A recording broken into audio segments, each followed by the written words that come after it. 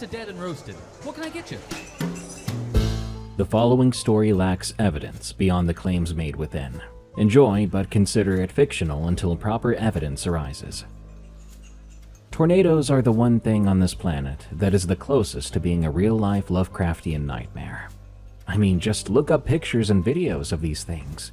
These emotionless, giant tendrils that come down from the vast sky to alter the fates of all of us below. This story comes from a user named CV Man, who shares a terrifying traumatic event. You see, he was a storm chaser, and a certain storm in 1985 convinced him that tornadoes are sentient. Hey, I'm a storm chaser. I don't think I've heard any storm chaser stories on your channel so far, so I'm sending you this one. Until 2010, I was a storm chaser. But my hands are the reason I quit. My doctor diagnosed me with rheumatoid arthritis. It started in my thumbs around 2003, and by 2010 I couldn't hold a steering wheel through a hailstorm without my grip going out on me. And you can't chase storms like that. It's already a dangerous hobby. You don't want to make it harder on yourself and other people. Obviously, it also makes it harder to hold a camera, or perform emergency tasks like changing a tire on a county road when a wall cloud is 2 miles behind you. So in 2010, I sold my stuff and gave it up. That would have been 30 years of chasing storms. I thought it would be a massive vortex doing me in, but no, it was my own body. When I tell people that I was a storm chaser, the first things you'll hear are, "Oh, that's so cool," or "Oh, that's so dangerous," which is then followed by questions of my closest calls, or the craziest things I've ever seen. And I've got several of those stories, all good for a porch and a beer. But those aren't the stories I'm here to tell you about. Truth be told, my wife does not like me telling this story. And when I tell it, my son always says that I'm crazy. Because this was the experience that made me believe something I've never been able to talk about. Because this is the experience that made me believe something that I've never been able to talk myself out of. And to be quite forward with you, it's this. Some tornadoes are alive. Not all tornadoes. Most of them are just weather, dumb as a rock, doing what physics tells them to do. But some of them, they know exactly what they're doing. And some of them even know when you're looking at them. This happened in 1985. Back in 1985, the data on tornadoes was rough, to put it lightly. There was no radar you could look at unless you were sitting in a weather service office, and they weren't going to just invite anybody in. There was no internet and no phone in your pocket to tell you a storm was rotating 6 miles southwest of you. What there was the morning paper, the TV forecast at 6 and again at 10, an NOAA weather radio that squawked like a dying bird, and a CB in your truck. Everything else relied on your own eyes and whatever you'd taught yourself. I'd been chasing since 1980 by then, which made me one of the older hands in a hobby that barely existed at that point. There were some guys in Oklahoma doing it, some in Texas, a handful of university people. They would caravan out into the plains every spring, radioing each other and swapping film. But in Arkansas, well, from what I could tell back then, not really anybody chased in Arkansas. And there's good reason for that. Arkansas is a terrible place for chasing. You've got hills, hollows, timber, road systems laid out by cows instead of people. You could be nearly under a tornado and never see it. So the chasers went west where the money shots were. And I stayed home most of the time because home is where I was. I sold cars for a living. People get an idea in their head that a storm chaser was some kind of scientist. No, I was a car salesman at a car lot in our little town of a few thousand. I wore a clip-on tie and sold F-150s to farmers. But storms were the other half of me. The half that would get up at 4 in the morning in April to look at the dew point out the back door. My wife, Magdalene, understood me as best she could. She used to fight me about going out there and putting myself at risk. But around year 2 of chasing, she stopped fighting me, and instead packed me sandwiches. My son Samuel was 9 at the time. He wanted to come with me so bad it hurt. I told him when he's 13, he could ride along, but not till then. He told me he'd be waiting. But he never did get that ride along, and you'll find out why. Now this brings me to Caitlin. Caitlin was my brother Dixon's girl. She was 11 back then. She had leukemia and was diagnosed when she was 9. But the most significant part about that is that she won. She was winning. I know, you probably hear about a sick little girl in a story and start to brace yourself, but Caitlin was on the good side of that battle. She'd been through the worst of it, and by March of that year, the doctors were telling her parents that she was in remission. Dixon called me at the dealership that day. He was so dang happy, and I was happy too hearing the news. I remember smiling so wide I nearly cried. She would be going back to school in the fall. 5th grade, a year behind, and she didn't care about that. So we're not talking about a little girl who was fading away, but a girl who was coming back to life. Dixon and his wife Ruth Ann lived 4 miles outside of town, down in this little valley. You'd come off the highway onto some gravel, and the road would start to angle downwards. The hills would begin to close up on you on both sides, and you're driving into a bowl, basically, with a creek at the bottom. Their house sat on 6 acres at the low end. A cute little white house with a tin roof and a big front porch that Dixon had built himself. That man could be insufferable about all the stuff he could build with his hands. There was a hayfield across the road and woods on 3 sides. I went out there twice a week, sometimes 3. I'd bring Samuel with me, and we'd say the kids were going to play together, but that was a word we used for the adults' benefit. Caitlin would get winded going to the mailbox, so mostly Samuel would sit on the end of her bed or out on the porch swing, and the 2 of them would talk for 2 hours about, I'm not sure, probably school and pretend stuff. They were good together. She was older and treated him like a little brother, which he loved actually, and would have died before admitting it. She had an opinion about everything too, that girl. She'd tell you your shirt was ugly and then tell you she liked it ugly. That leads me to the nightmares. You see, a month before all of this, Caitlin began to have these nightmares. Ruth Ann told me about them. She was scared they meant something medical, some pressure thing on her brain or a reaction to what they'd been putting in her.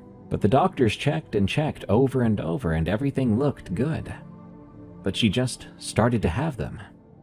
A few nights a week, she'd come up screaming out of a dead sleep, like a night terror.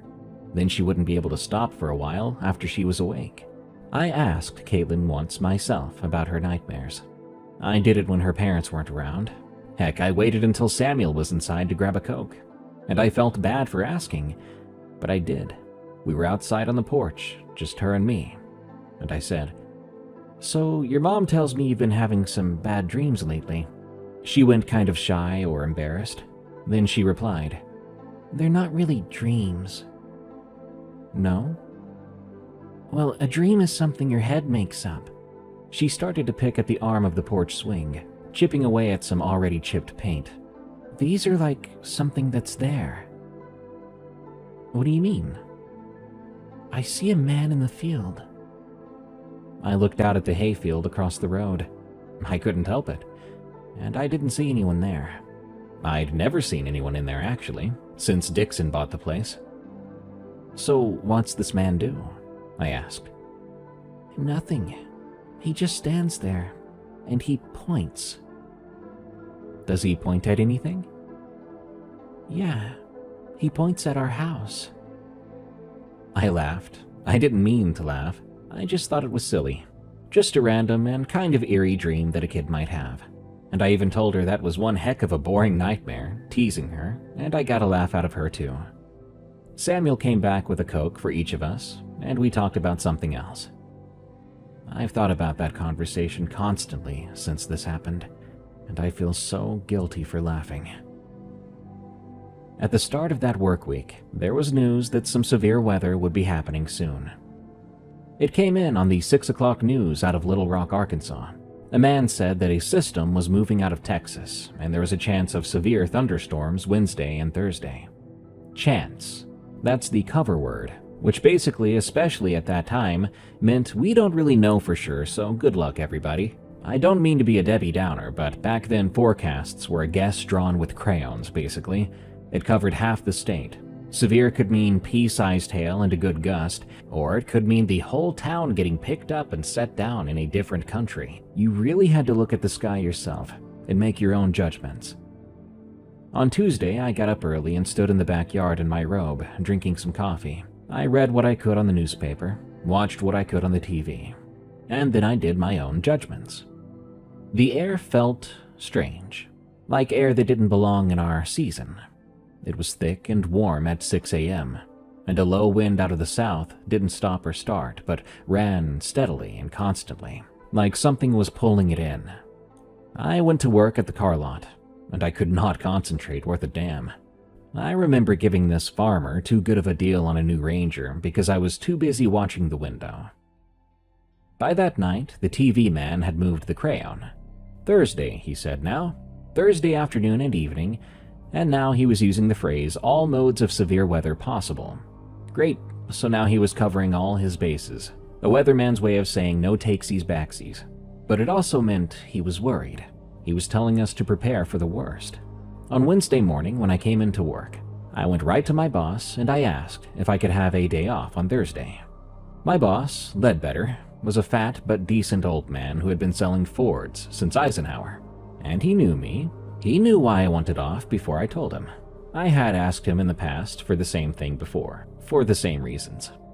Storm day? Storm day. He waved his hand at me. Take it. Work Saturday if you can. And just don't do it in one of our demos, okay? I laughed and said, okay, thank you. And I didn't. I chased in my own truck, a 1977 Bronco with a CB whip on the bumper, and a weather radio zip-tied to the dash, because my mount had broken. I never fixed it. I had a Nikon and 4 rolls of film in the glove box and a box of county maps under the seat. The good ones from the highway department. They showed every gravel road and low-water crossing in the area. That was my radar, a box of paper maps and 5 years of guessing. On Wednesday night, I got the house ready. Magdalene was a big help. We had an interior hall closet, no windows, and we put in 2 couch cushions and a flashlight with fresh batteries. I also had my hard hat from a job I'd had at 19, just in case, for Samuel. But Samuel thought the hard hat was hilarious, because when he put it on, it came down over his eyes. Ha ha, but you put this on if you hear the siren, got it? Don't argue with your mother either, I told him. I know. Say it back. If we hear the siren, hall closet, hard hat, don't argue. That's right. Thank you. The siren, I should say, was a joke out here. Our town had one up on the water tower, but out at the edge of town on a windy day, you would have a lot of trouble hearing it. And for my brother's place, well, 4 miles out there and down in a bowl? No, they would never hear it. Magdalene stood in the kitchen doorway with a dish towel while I ran through the plan. We'd done this plenty of times before. What time are you leaving? Depends. Probably 11, close to noon. I want to get out ahead of it. Ahead of what? Nobody knows exactly what's going to happen. I grinned. That's true. That's the question. She sighed and folded the towel over twice before hanging it on the oven handle. I don't like this one. I've got a bad feeling, she said. Oh, honey, you don't like any of them. And I'd have a bad feeling too if you were doing it. I completely understand. No, you don't. She looked at me straight. I don't like this one. I kissed her on the side of the head and went out to the garage to check my tires. I remember standing there with a tire gauge in my hand, feeling something in my stomach that I thought at the time was excitement. That's the thing about chasing a storm that happens in your own backyard. Every chaser wants the big one. But then that big one happens over your hometown where your kid goes to school, where your wife buys groceries, and you find out that the wanting and the dreading are the exact same feeling. There was one more thing on top of that too, this dreadful sense of loneliness. Because there would be no one else with me. I would be alone, and more alone than you think. There would be no other storm chasers here, not that I was aware of. The Oklahoma guys were not driving 5 hours east into the trees for a marginal Arkansas setup. There wasn't going to be a caravan coming here. There would not be another person within 200 miles, I'd say, doing what I was doing. Whatever came down out of that sky on Thursday, if anything at all, I would be the only man in the state pointed at it on purpose. God help me, I was thrilled about it, and also a little nervous. Let me back up the story a little bit. Before that night, just in the evening, we went out to Dixon's, actually. I almost didn't. The air was feeling like something was about to happen, and I just wanted to be at home, to get ready, and to be ready. But Samuel had been on me about it since Sunday. He wanted to visit his cousin. Plus, Ruth Ann had made a chess pie. Dixon was in the yard when we pulled in. He was working on the gutter with a pair of pliers. Dixon being ever the handyman. I swear he'd been fixing something on that house every day since 1975. He was 2 years my senior, and about a foot more stubborn. Ruth Ann was inside grading papers. She taught 3rd grade at the elementary school in town, and every flat surface in that house had a stack of something on it from August to May. Caitlin was on the porch swing with a blanket over her legs, even though it was 75 degrees out. Even so, she looked great. Her hair was maybe 2 inches long and standing straight up, and she made peace with that. She'd put on weight, finally, which for a kid in her situation was a victory. That little girl deserved a parade. So we ate some chess pie. Dixon and I argued about a football game from 4 years ago. Samuel and Caitlin ended up on the porch, and they stayed out there for a while. Through the screen door, I could hear the two of them going back and forth, and every so often we'd hear a laugh. Before we left, I stood in the doorway with Dixon, and I told him about the forecast. They're saying tomorrow afternoon, all right? Could be bad, so be on the lookout, I told him. They said that last month, he replied. I know what they said last month, and I'm telling you what I think. Dang, that bad, huh? I shook my head. I don't know for sure. Could be nothing.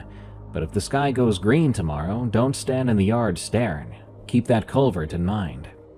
There was a concrete culvert pipe at the low end of the property, left over from when the land was farmland. It was 4 feet across and dry. That's the best they had. That house had no basement, and neither did 9 out of 10 houses in that town. I got the culvert, he said. But Ray, we already live in a hole in the ground already, referring to the valley they were in. Tornado's not coming down the hollow. I wish that's how it worked, but it's not, I told him. Well, I think that's how it's always worked.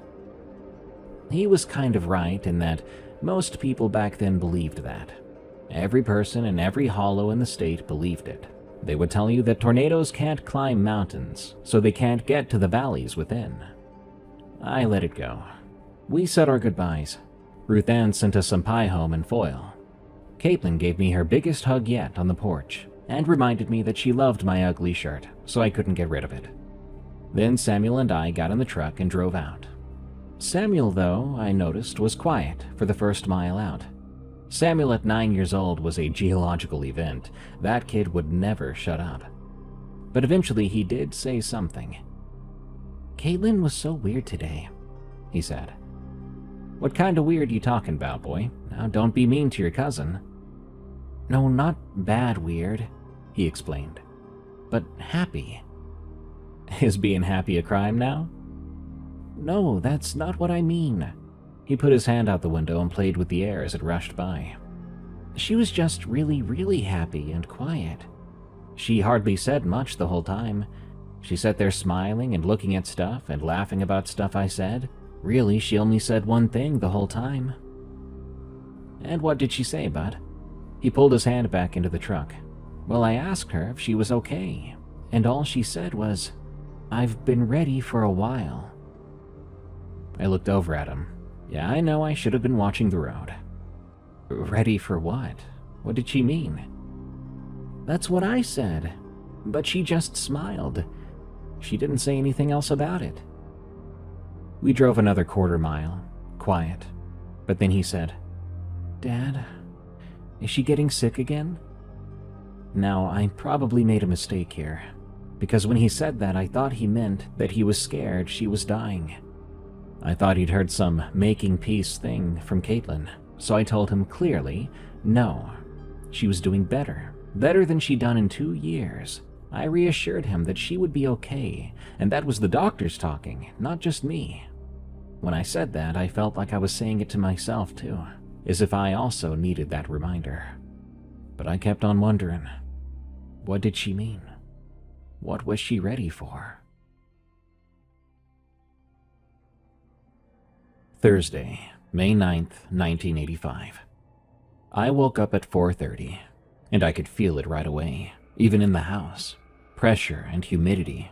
That morning my whole body was hollering, a storm is coming. I went out the back door in my robe and stood in the yard. It was 71 degrees out, and so humid the grass was wet without any dew having fallen yet. The wind was coming out of the south-southeast and already moving quick, a bad sign if you don't like severe weather.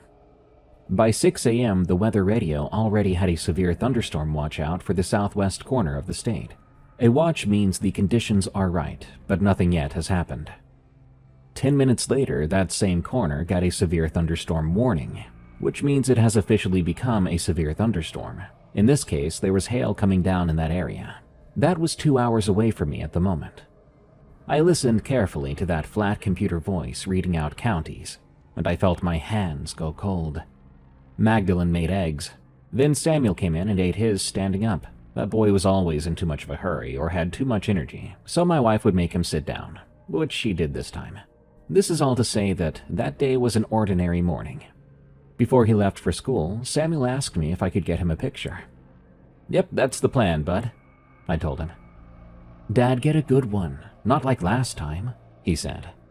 "A good one, okay, I promise," I replied. He got on the bus at 7:15 a.m. Caitlin wasn't back in school yet, so she would still be at home. At 8 a.m., I called Dixon from the kitchen phone. Ruth Ann answered. I could hear the radio going in the background, and someone eating from a bowl. "Hey, Ruth Ann, can I talk to Dixon?" I asked. "He's putting Vince up on the back line. Want me to run and get him?" "No, that's okay. Just tell him that this afternoon is getting bad. Storm should be here by 2 or 3 o'clock, probably. So tell him to keep the radio on, and don't be too far from that culvert, any of you." "Oh, now you're scaring me a little, Ray." "Good," I said, then felt bad for how that sounded. "I'm sorry, just trying to look out for the family. And that culvert is the best setup you guys got. This doesn't mean something's gonna happen here. It's a big state. Just precautions." "Well, I've got school till 3, then..." "Then that's perfectly fine. You'll be in the safest building in the county, I swear. Is, Caitlin there?" "Yeah, but she's sleeping. She had a rough night." "Another one?" "Worst one yet." She lowered her voice. "She was up at 2 and she wouldn't lie back down. She sat in the kitchen with the light on until 4 in the morning." "Did she say anything?" "Oh, Ray, she's talking about a man in the field. Said he moved. She's saying now he's not in the field anymore, he's in the road. Ray, I don't know what to do with this. The doctors won't even talk about it. They just want to do their normal tests on her." "So he's in the road now," I said, mostly to myself. I thought for a second, then followed up. "Look, Ruth, I'll come by tomorrow to check on everybody, okay? You have a good day at school. Stay safe." I hung up, and as I did, I was thinking at that moment, that's probably what 2 years of hospital stays does to a child's head, combined with the idea that she knew she was going to die, which she isn't now, but the damage is done, to her mental state. I went out to the garage and loaded my film, checking the oil in my truck. At 11:40 a.m., I pulled out. The plan was to go west and a little south, get on some high ground. If it was going to come, it was going to come from that way. There's an old fire road off the highway on Mabry Ridge, where you can see 20 miles west, well, on a normal day, and today was not a normal day. But here's what I saw at 12:15 p.m. To the west, there was a line of cumulus clouds going up. Not a wall of them, but individual towers spaced out. It looked like their tops were boiling over. Storms with that much room don't have to share. The base of the sky under those towers of clouds was the color of a nickel. I was sitting on the hood of my truck drinking a Coke.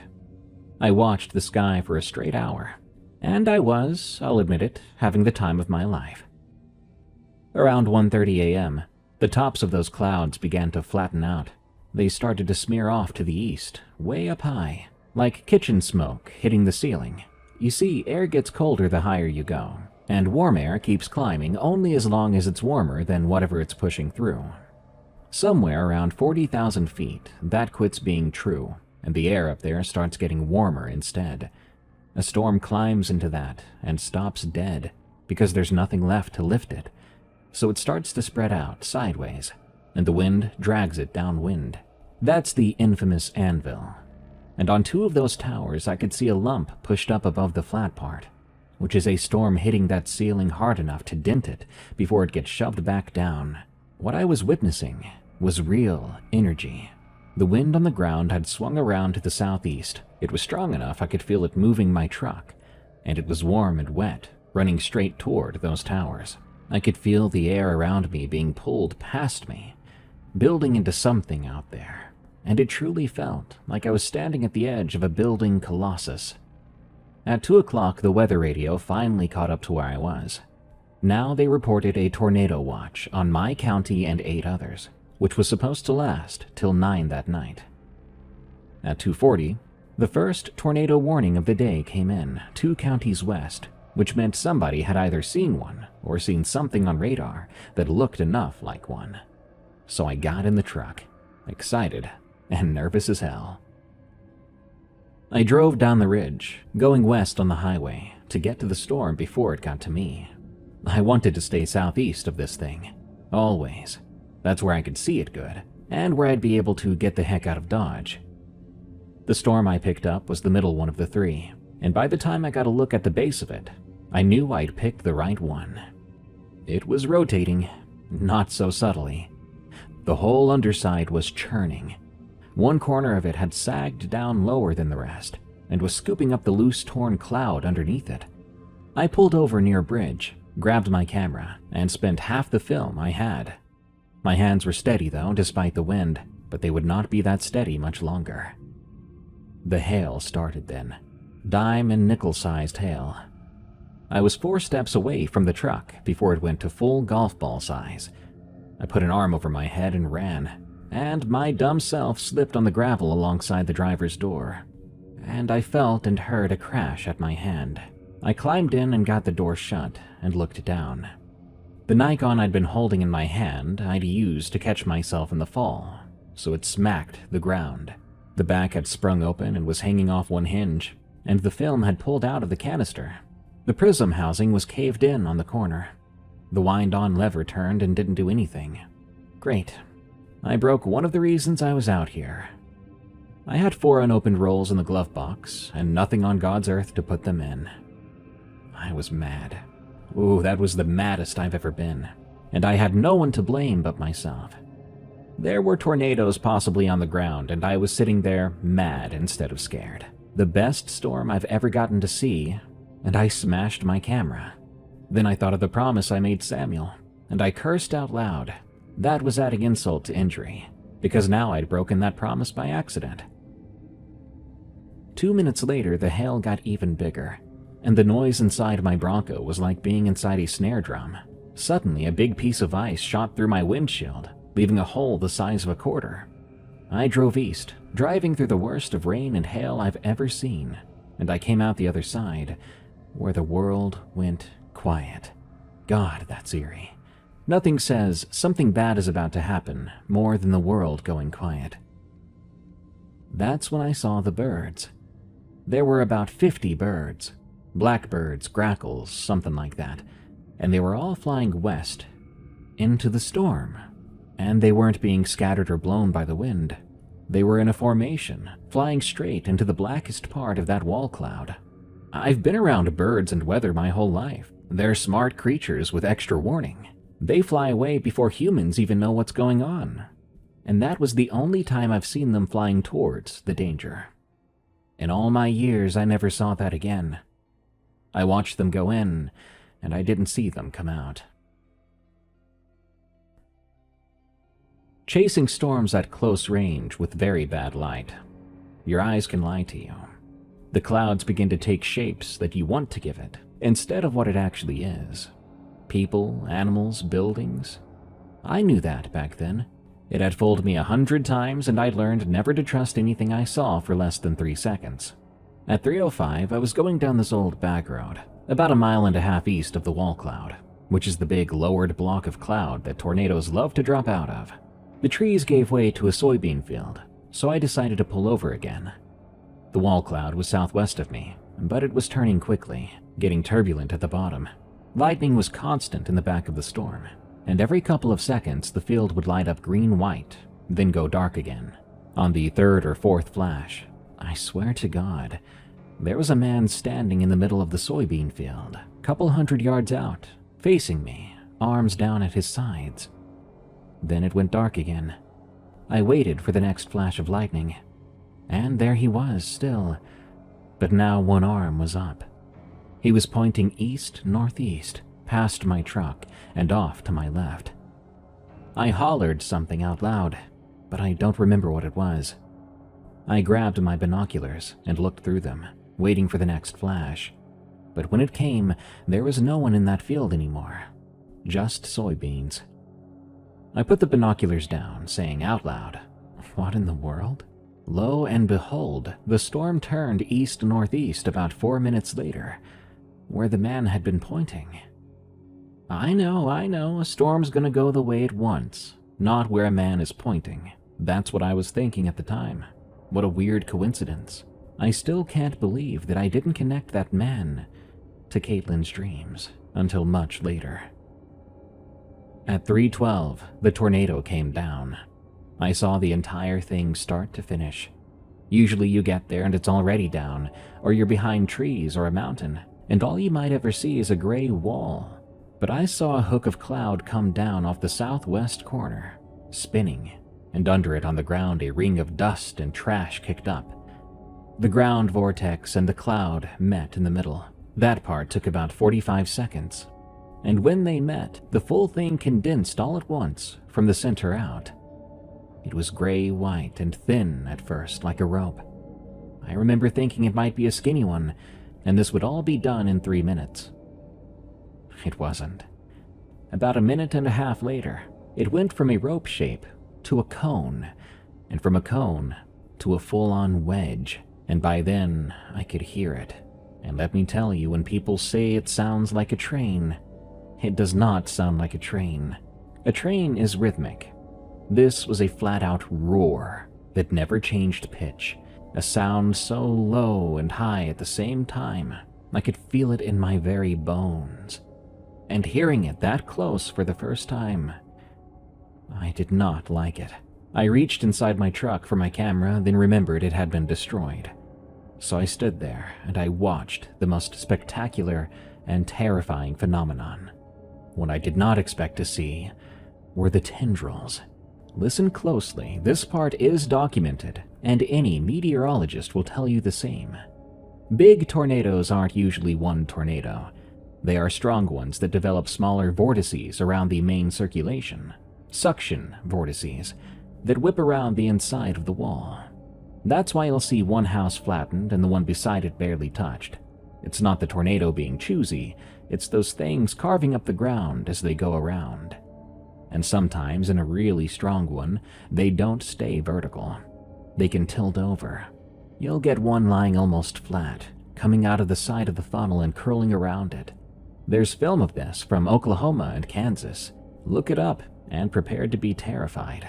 So when I tell you that at 3:20 in the afternoon I watched that tornado put out arms, I want you to know that the physics back me up. But knowing the physics does not prepare you for seeing them. There were 4 or 5 of these tendrils.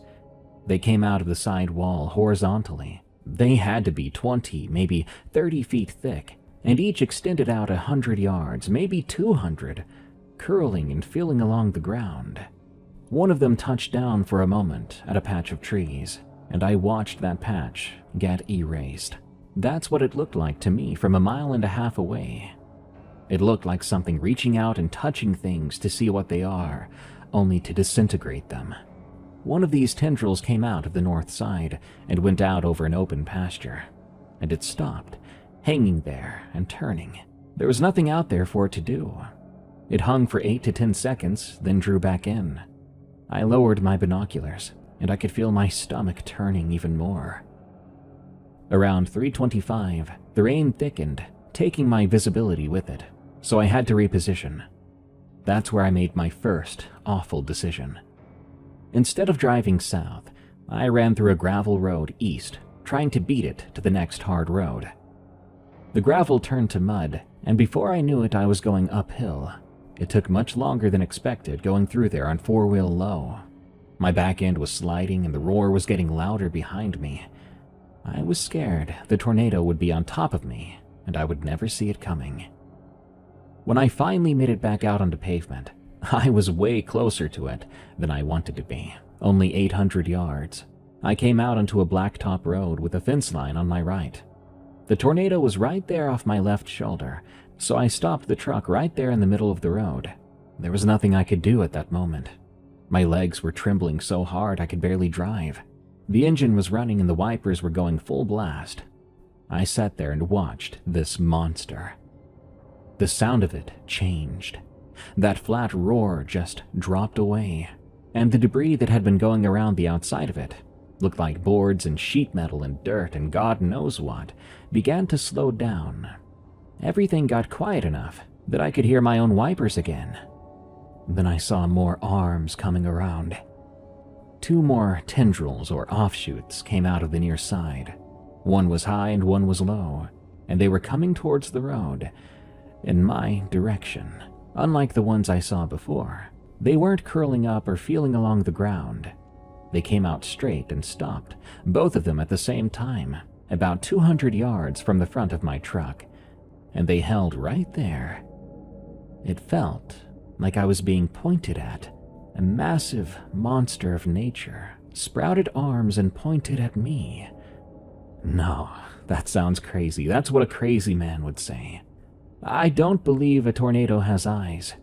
These things don't have a face or a brain. It's a column of air with a pressure deficit. But there's a thing that happens to you when a deer comes up out of the ditch and looks at you. There's a moment where you realize that the thing across from you has become aware of you. To it, you've basically gone from being scenery to a subject. Every animal on Earth knows that feeling. It's older than we are. That is exactly what happened to me on that road. Every hair on my arms stood up, and my mouth went so dry. My entire body all at once, with total certainty, was thinking one thing.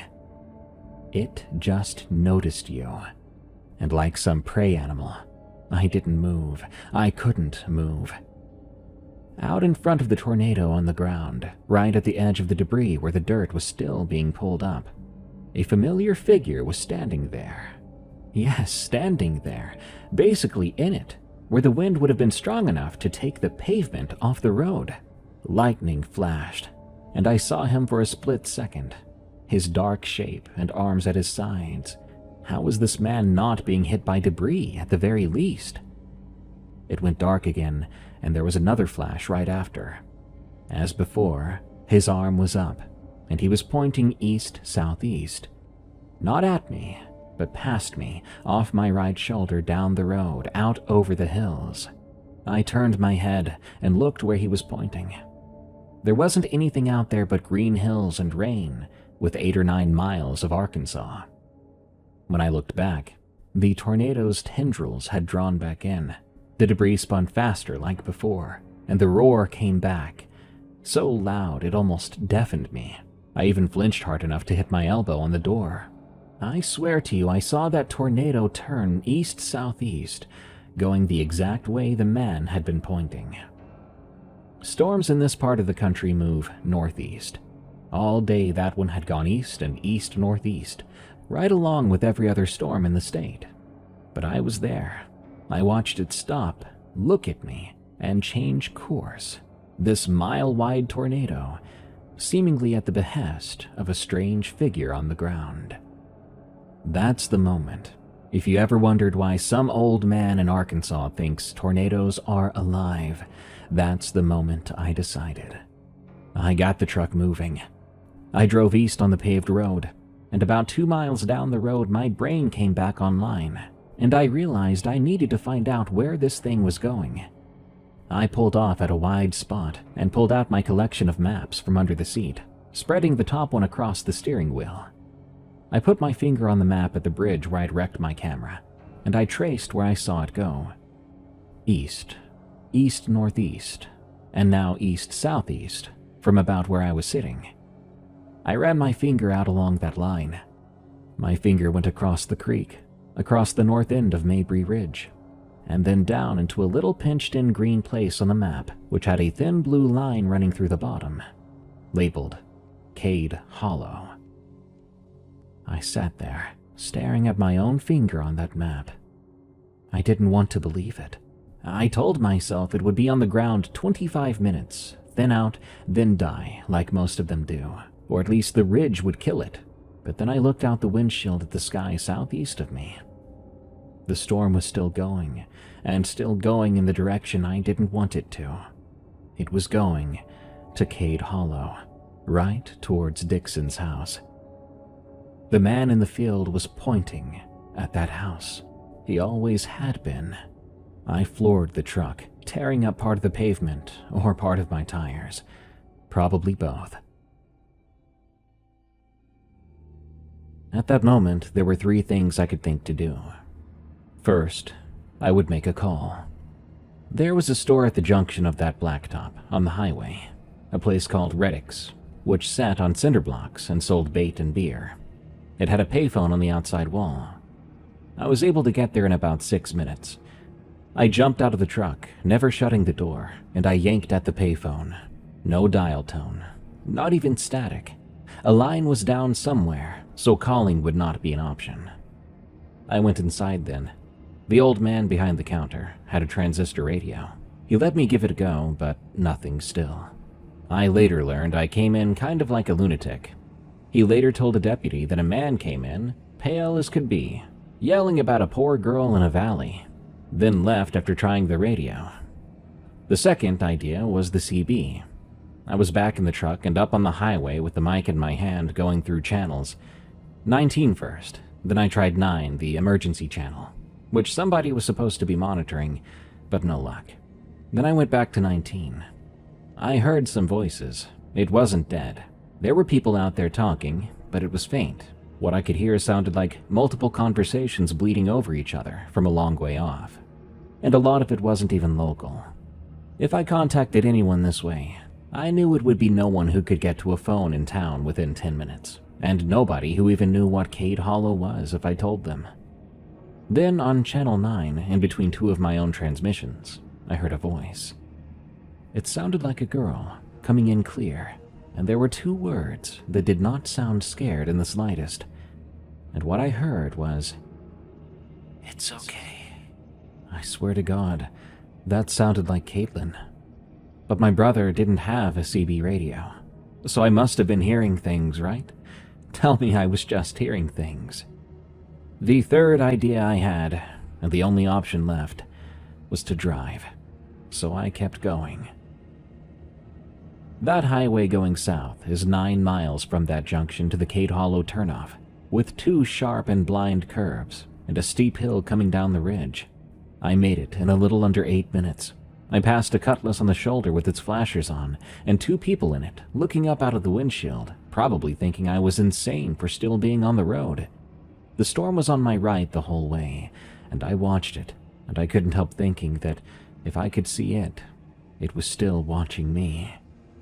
It was in the trees on the ridge by then, and the base of it was so wide, it looked like the sky had come down and planted itself on the ground. Out ahead of it was a brown-green smear that was pieces of things it was lifting off the ground. At one point, I saw a sheet of tin about a half mile off my right side, up maybe 400 feet, spinning like a frisbee. Looked like some kind of fantastical bird. I finally made it down the hill. There was already a pine down across the westbound lane. I got around it on the shoulder, and I made the turn, starting down the gravel. Then, about 200 yards down that road, the road tilts downhill steep enough that the road tilts downhill so steep you have to ride the brake the entire way, and the trees on both sides lean in, completely eclipsing the view above you. You're driving through a tunnel, basically, and you cannot see the sky at all. No sky means I could not see where the tornado was, which way it was moving. I had no idea how much time I had left. There's only the one road in, same road out. It would take me 4 minutes to reach that house from here, but I knew it was coming down the ridge above me already. So I was driving blind, going downhill into the exact place that I knew it was going. All the while, that tornado was so big, it could pick up my truck and set it in a tree in a different state. No matter how fast I drove, my turning stomach was telling me I wasn't going to get there in time. It would get there before me, and if I got there any earlier, I would just die with all of them, and Samuel would grow up without me. I slammed on the brakes. I put the truck in park in the middle of that gravel road, and I got out, just standing there. Oh God, I could hear it. It was so loud it wasn't even a sound anymore. It was just sheer, pure pressure.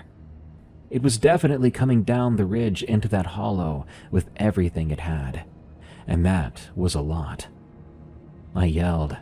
I stood on a gravel road in the middle of nowhere, and I yelled my brother's name into a tornado that could have swallowed a freight train. And just a moment later, all at once, it got dark, extremely dark, and the rain began to go completely horizontal. Something hit my truck behind me so hard it left a dent the size of a bowling ball. I got down on hands and knees in the ditch on the uphill side, and I put my face in the dirt, my arms over my head, and I stayed there. It went over the top of me. But it didn't get me. It continued down into the hollow, and all I could do was lay in that ditch, feeling my ears popping painfully twice. All of it lasted about 90 seconds before the sound started to fall off. I got up. I was caked in mud. I had a cut on the back of my hand. I don't remember how it got there. The rain had stopped. That's how fast it ended. The rain was just over, and the light around me was getting lighter. There was a wind coming up the hollow now, moving in the opposite direction of the storm. I got in my truck and I drove down, carefully. The place was a mess. The road was blocked multiple times. There was a hardwood tree down across the gravel at one point, 30 inches across, and by then I had to get out and do the last half mile on foot. I came around the last bend at a jog. The hayfield across the road was gone.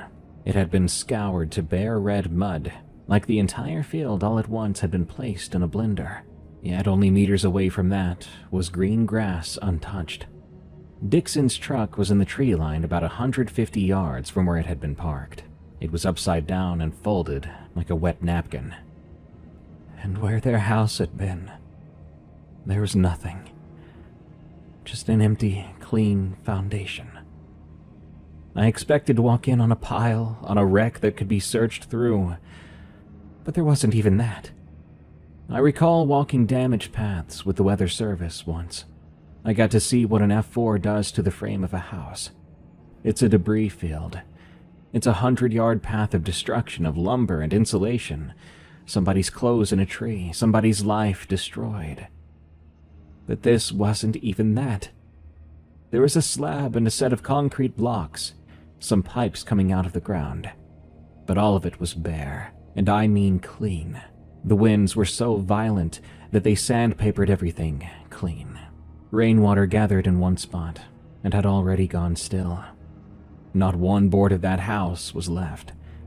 The porch was gone down to the anchor bolts, and the bolts stood up out of the concrete with the nuts still on them. You know what's awfully funny? The damned chess pie foil dish from Wednesday night was sitting in the yard, 20 feet from the slab upright, with nothing in it. I walked around the foundation in a stupor, twice, calling out. For a decade, there had been a house here, and inside had been the warm and smiling faces of my brother, his wife, and my niece Caitlin. But the only thing truly spared was the chess pie foil dish. They found Dixon at 7 p.m. He was in the fence line at the back of the property, a few hundred yards from the house. He was still in his work clothes he'd put on that morning. The deputy who found him was a kid I'd gone to school with. He came and got me personally. Ruth Ann had been spared, as she had been at school working. She'd apparently been in the interior hallway with 31 third graders on their knees with their hands over their heads, listening to a hailstorm pelting the roof. She had tried to call home at 4:15, but no calls were getting through. She finally got home at 6:30 p.m. Somebody had to be with her when she came down that road, to brace her, and it ended up being me.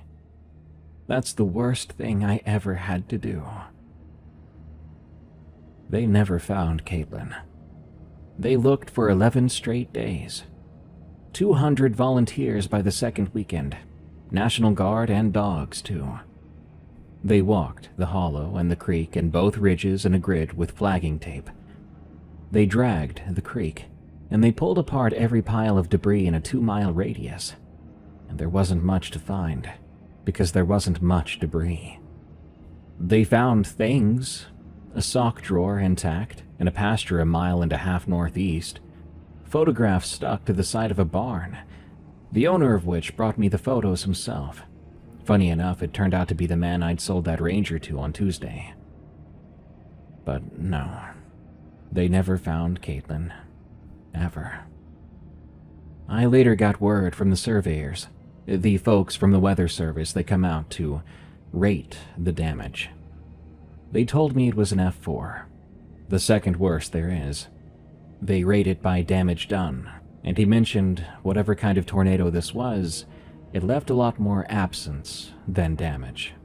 And the worst thing he told me was that the damage path ended exactly at Dixon's house. What are the chances, huh? A tornado came down miles away and beelined its way right to my loved one's location.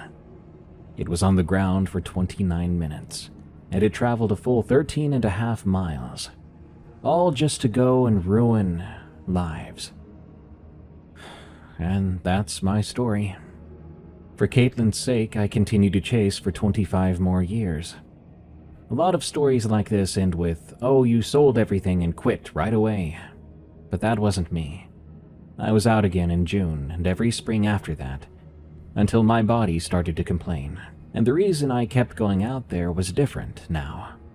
I didn't go to see anything. I went to watch things. Does that make sense? Samuel never rode with me. When he turned 13, I never brought it up, and neither did he. Magdalene doesn't like when I tell this story.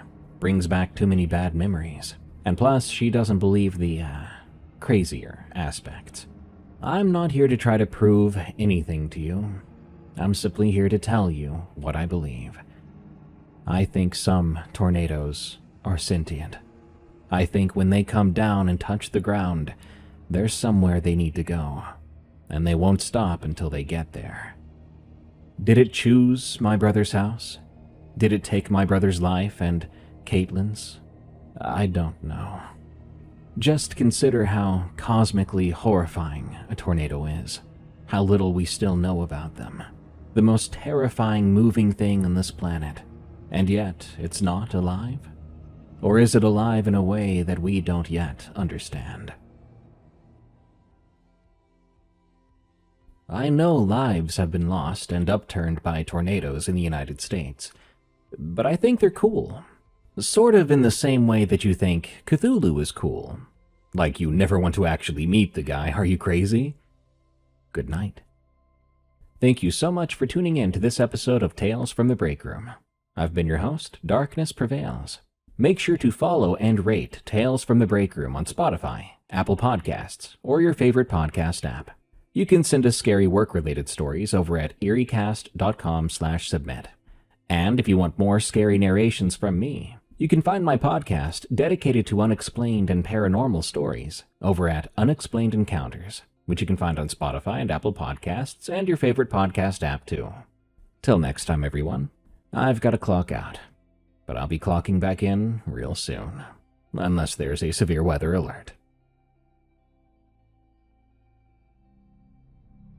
There's a house on a lake in rural Wisconsin that's been sold 3 times in 10 years. Every time, the price drops.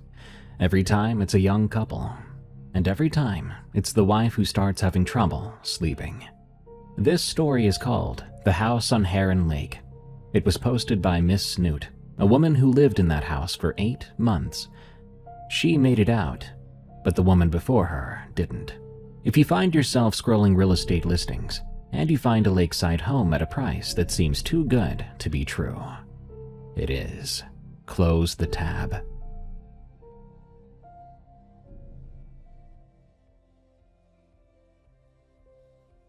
For this story, I'm not going to use our real names, or the real name of the lake we were on. I'm a copywriter by trade, which means I spend all day making things sound polished and appealing, and I want to be upfront that I'm not doing that here. I'm not crafting this.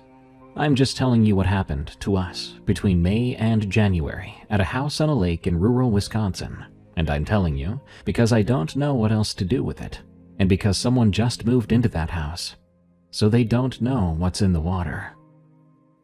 My husband, Ethan, and I got married in April of the previous year.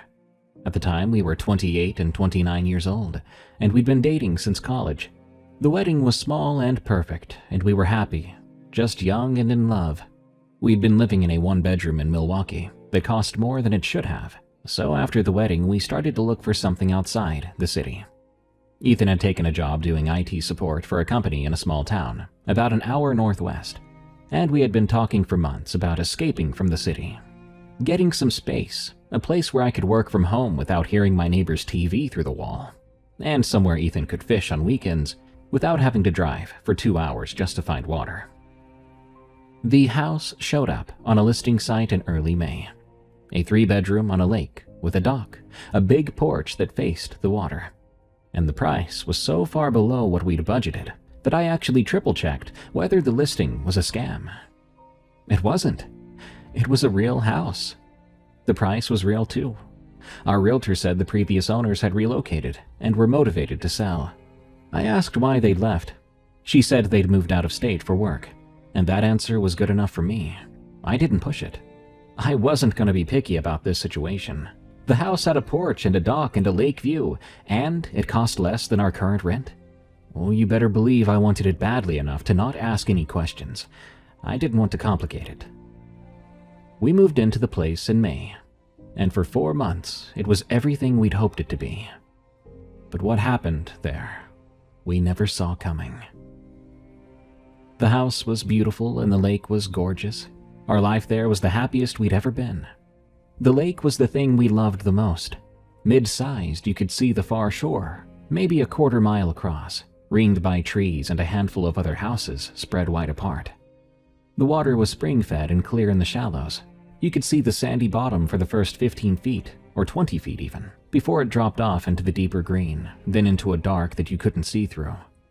I swam in it almost every day that summer. Ethan fished off the dock in the evenings. We had a bottle of wine on the porch most nights and watched the sun go down over the water. Meanwhile, our cats would sit in the windows, watching the lake like it was their very own personal nature documentary. The cats were named Poppy and Noodle. Poppy was a calico we'd adopted from a shelter during college, nervous and skittish and deeply opinionated about everything. Noodle was a big orange tabby who was afraid of nothing and had once fallen asleep on top of a running vacuum cleaner. I loved them both, but Poppy was my cat, the one who slept on my chest and followed me from room to room, purring so loudly you could hear her through a closed door. We met the neighbor across the lake about a week after we moved in. His name was Dearth. I'm sorry if I'm not spelling that right, I've never heard a name like it. But he was in his 70s, and he had lived on the lake for most of his life. He came over with a jar of homemade pickles. Dearth was friendly, though a bit stoic. I noticed a lot of older rural men in Wisconsin are that way. He would talk to us about weather and fishing, but he always avoided anything personal, unless you fought him on it. He told us about the lake. He was the one that taught us it was spring-fed and very deep in the center. He said there were spots where the bottom dropped to 80 or 90 feet, allegedly, though nobody had ever measured it properly. And he said it never fully froze in the winter. Something about the springs keeping the water circulating.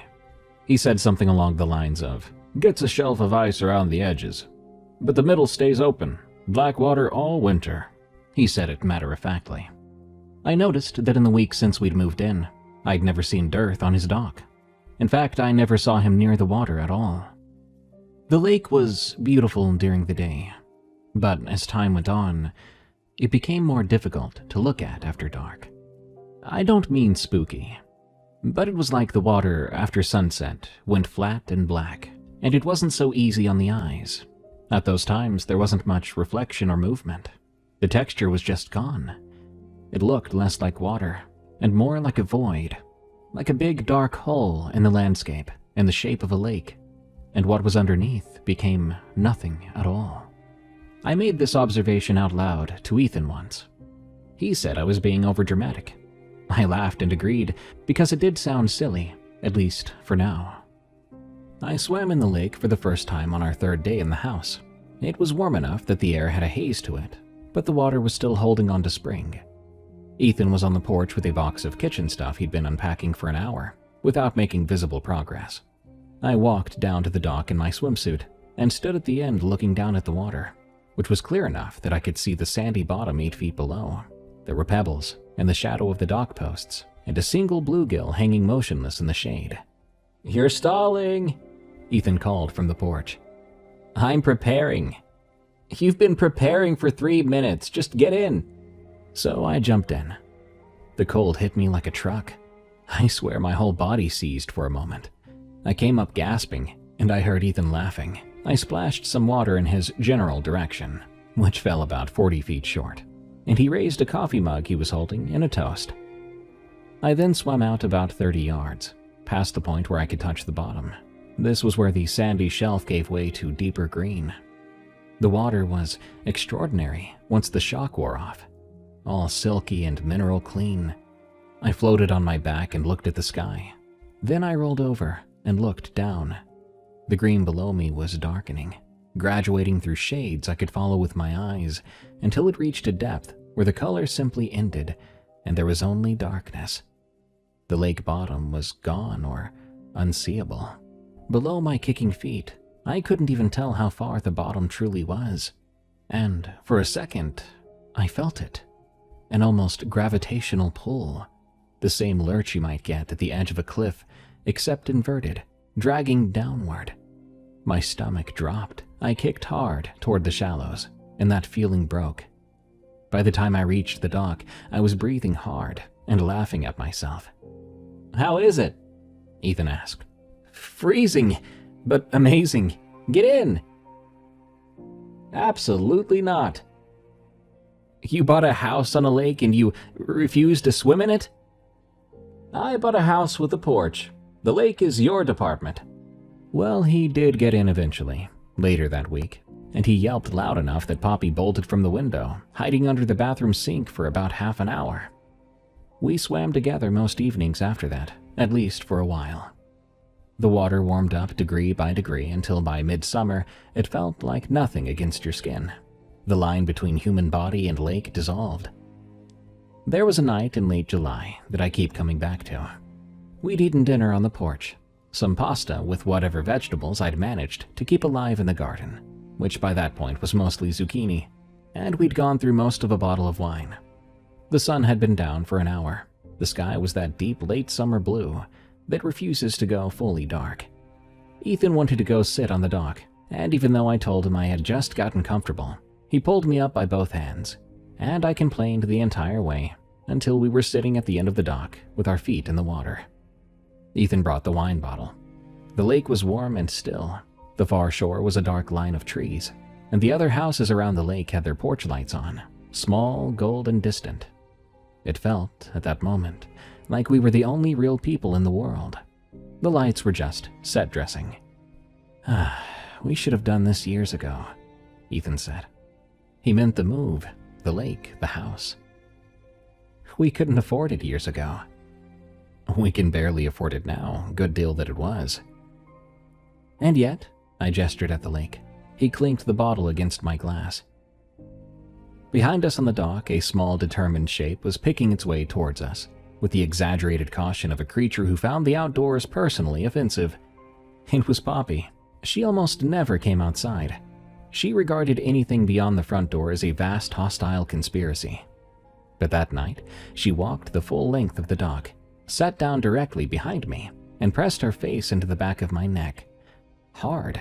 The full skull headbutt that was her way of saying, "I've arrived, and you should now be grateful." I reached back and scratched under her chin. She started to purr, an absurdly loud purr that I felt rattling my collarbone. "She's jealous," Ethan said. "She's supervising," I replied.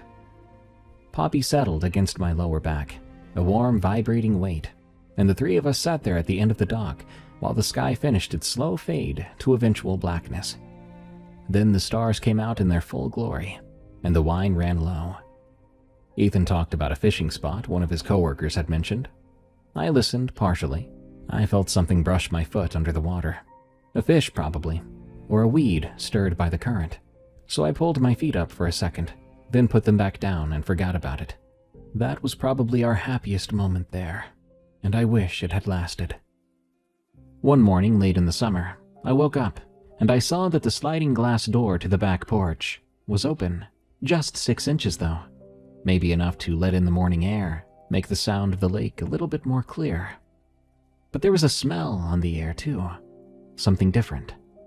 Ethan was already up, making some coffee, so I asked if he had opened it. He said no, and I reiterated that it was open. He said I'd probably forgotten to latch it before bed, and the wind had pushed it further open. I accepted this. The latch on that door was finicky.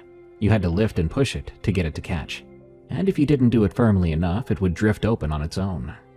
I told myself that's what happened. But I was pretty sure I remembered latching it. I recalled the sound of it clicking and the resistance and the door settling into the frame. I mean, I latched that door every night. It was a nightly ritual by then, and that door in particular was one that I focused on. But at the time, to be honest, I wasn't sure why that door demanded more of my attention. Anyway, I let it go, and I went on with my summer. Our summer. That peculiar smell became more noticeable at the start of fall. It was like this lake water smell, but concentrated and organic. Silty, low tide, like water that has rotting things in it, with a sweetness underneath that was closer to long fermented decay. Not at all pleasant. It was faint at the start. Just a whiff in the kitchen in the morning, gone before I could be sure I'd smelled it. Then stronger just a few days later, hanging in the hallway just outside the bedroom, like a pocket of bad air just wafted in. And it would get stronger still, settling into the back of the house near the sliding glass door, and no amount of cleaning could seemingly touch it. I went through the house with vinegar and baking soda, even bleach. At one point I tried this enzymatic cleaner. Sometimes the smell would retreat for a few hours, but it would come back, as if something was making it seep through our floors. Ethan smelled it sometimes too. He said something that sounded like nothing at first, but I actually looked it up, and it's a real thing. He called it the lake turning over, fall turnover, a phenomenon where the temperature change causes the deep water to rise and the surface water to sink, and the stuff at the bottom, all that decomposition and organic material, just comes up and releases gas. It happens, it produces this sulfurous, rotten smell that can carry inland. I wanted to believe that this is what it was, and for some time I did. But that turnover smell should have been outside, coming off the water. But this smell was coming inside. It was strongest at that glass door in the hallway, in the back rooms of the house. It was like something had tracked it in and left it there. Some mornings it was strong enough that Poppy wouldn't eat her breakfast in the kitchen. She would take one step in, freeze up, then back out. Poppy. Well, I need to talk to you about Poppy. She was acting strange in those weeks, and I think it was the first thing that really scared me. Sometime mid-September, Poppy stopped going near the back of the house. She'd always been a creature of routine. She would go in the kitchen in the morning, sit in the window in the living room during the day, and she'd go to the bedroom at night. Her routine took her through the hallway that ran past the sliding door 12 times a day. But she just stopped. She'd walk to a certain point in the hallway, roughly the point where you could see the glass door at the end of the corridor, and she would sit down and stare at it. There was nothing moving around, and she wasn't looking at the lake outside, but she seemed to be looking at the door itself. She'd sit there for an hour or two at a time, perfectly still except for a low growl. It sounded scared instead of angry. Noodle, meanwhile, continued to be Noodle. He slept on the couch and ate his food, and he would sprawl in the window and watch the lake with that same benign indifference that he gave to everything. But this made me deeply uncomfortable. Why was Poppy the only other living thing in the house that seemed to be aware of what I was feeling? She and I were on the same frequency, picking up this signal that Ethan and Noodle couldn't hear, and that loneliness was worse than the fear that was rising. By the end of September, I started to hear sounds.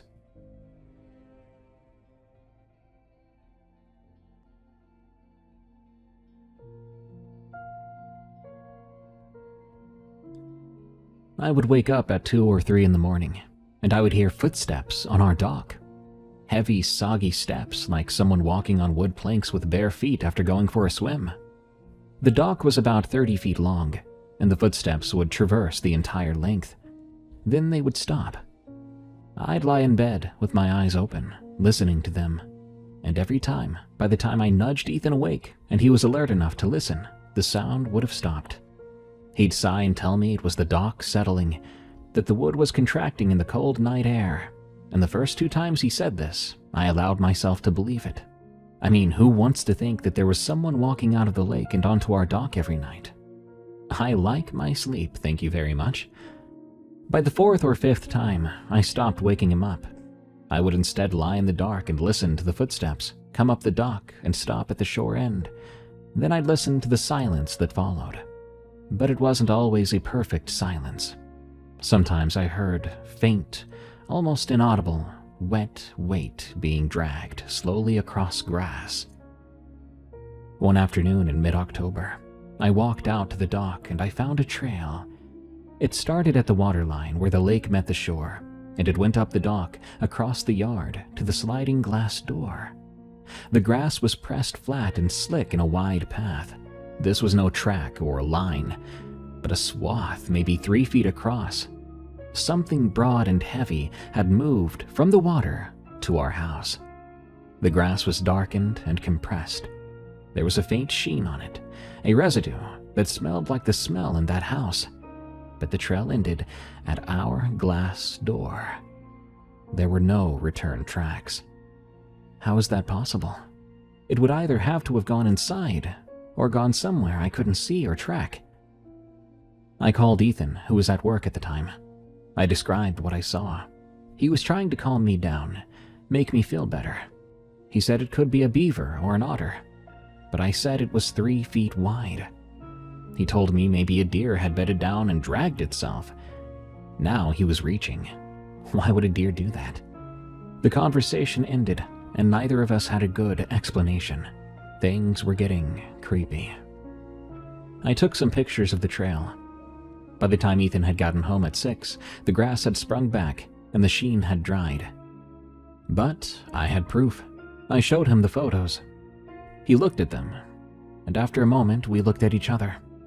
Neither of us knew what to do, or how serious or unserious it was, but what we came up with was locking the sliding glass door with a dowel rod in the track. I did this every night from then on, and I would check it before bed, then check it again. I swear some nights I would check it a 3rd time, just to help me sleep better. At night, when I lay in the dark listening to the footsteps on the dock, and the silence that soon followed, and that sometimes audible faint wet dragging sound across the grass, well, to me, that sounded like something coming out of our waters, walking to our house, and it was doing it every night, and I swear it was getting closer. That sliding glass door was the only thing between it and me. A few nights before Halloween, I saw it. I finally saw it.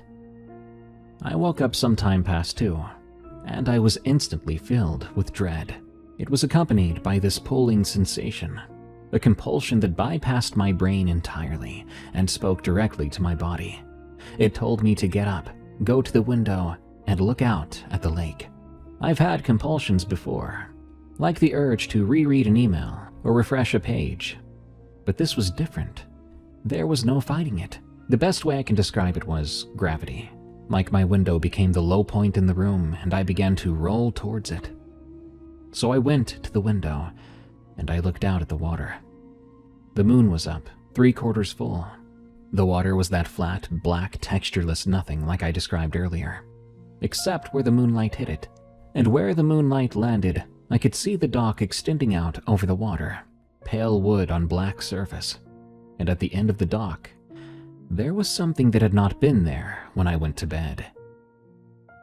It was low and crouched on all 4s, sitting or standing on the last few planks of the dock, close to the water, and even from the bedroom window, maybe 60 feet away, I could tell it was large, wider than a human, and it looked heavy. It even made the dock look fragile underneath it. It was dark and wet. The moonlight caught moisture on its surface, and it was shifting, Small, stuttery movements. Its weight rocked from one limb to another. But it wasn't just adjusting position or breathing. It looked like it was trying to hold something in, like the edges of 3D models from the PS1 era. Something hung from the top of it, where the head would be, I think. Long and dark, dripping wet. It hung down to the planks of the dock. It looked like hair, extremely matted hair heavy with water, and it swayed slightly as the thing shifted its weight. It was facing the house. I stood at the window, looking at it, and I meant to look for just a few seconds, long enough to identify what I was seeing, or failed to do so. And then I would wake up Ethan, make him come to the window and see it there, so that for once he would see what I was seeing, and I would stop being alone in all this. That was the plan. A few seconds. When I looked at the clock, it was 2:47. When I woke up, I swear it was only a bit after 2. I'd been standing at that window for what must have been over 40 minutes. The time between looking at the dock and looking at the clock was, in my experience, about 15 seconds. I'd lost 40 minutes of time. This was not me just zoning out and getting absorbed in this strange sighting. It was like my time simply disappeared, or was taken. And when I looked back, the dock was empty. That thing was gone. Downstairs, the sliding glass door was open, and the dowel rod was still in the track. The door had been opened from the outside, lifted off the track and over the dowel, and sat back down. The night air was coming through now, and with it, that thick, rich, immediate smell. I knew that thing had come to our door from the dock. It had pressed itself against the opening and breathed into our house. I wondered, did it come inside? I quickly closed the door. I went upstairs and got into bed, and I covered my face. I didn't sleep. I laid there for so long listening for any noise, but everything remained quiet. In the morning, that smell was still strong. I didn't tell Ethan about what I'd seen. Up to now, he had not been listening to me. He had not been trusting to my experiences. So I just didn't think I should tell him. But there was a thought underneath that. If he wasn't experiencing this as much as I was, then this wasn't about him, was it? Whatever was happening here, I'm pretty sure it was aimed at me.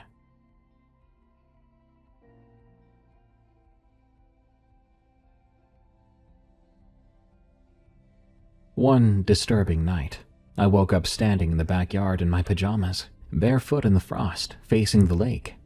The grass was so cold it burned, and the sky was that deep pre-dawn black, almost dawn. I was standing about halfway between the house and the shore, with my arms at my sides. No memory whatsoever of leaving my bed or walking downstairs. I was just there. I'd started to sleepwalk, and I had never once sleepwalked before in my life. I went inside, shaking so hard my teeth were clicking together. I woke up Ethan and told him. The look on his face was fear, real fear, which honestly was a relief. Maybe now he would finally take this more seriously, even if the thing he was taking seriously was my mental and physical health, rather than that lake. It happened again 8 days later. This time Ethan found me. I only know what happened because he told me afterward. He woke up at 3 a.m. in the morning, and I wasn't in bed. He went downstairs, and the sliding glass door was open. He went outside, and there I was on the dock, standing at the very end, at the edge, my toes curled over the last plank, looking down into the water. He called my name, but I did not respond. He walked out onto the dock, grabbing my arm, and apparently I screamed. A scream he described as the worst sound he'd heard me make. Just pure disorientation and terror. I collapsed against him, sobbing and shaking. I had no idea where I was, how I'd even gotten there, or how long I'd been standing over that water in the freezing dark. He installed a chain lock on the bedroom door the next day. The idea was that I couldn't sleepwalk if the chain was engaged, at least not beyond the bedroom. We latched it together every night too, both of us double-checking it. For 1 week, I stayed in bed. But the week after, I woke up on the dock again, standing at the end, barefoot and freezing, facing the water. Upstairs, the bedroom door was closed. The chain was still latched from the inside, and the sliding glass door was open.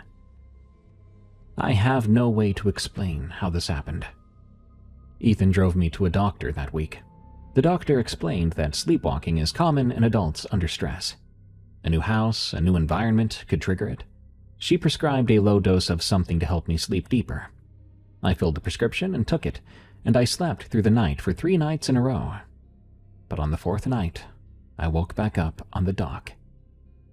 After that, I stopped taking the pills. They weren't keeping me inside.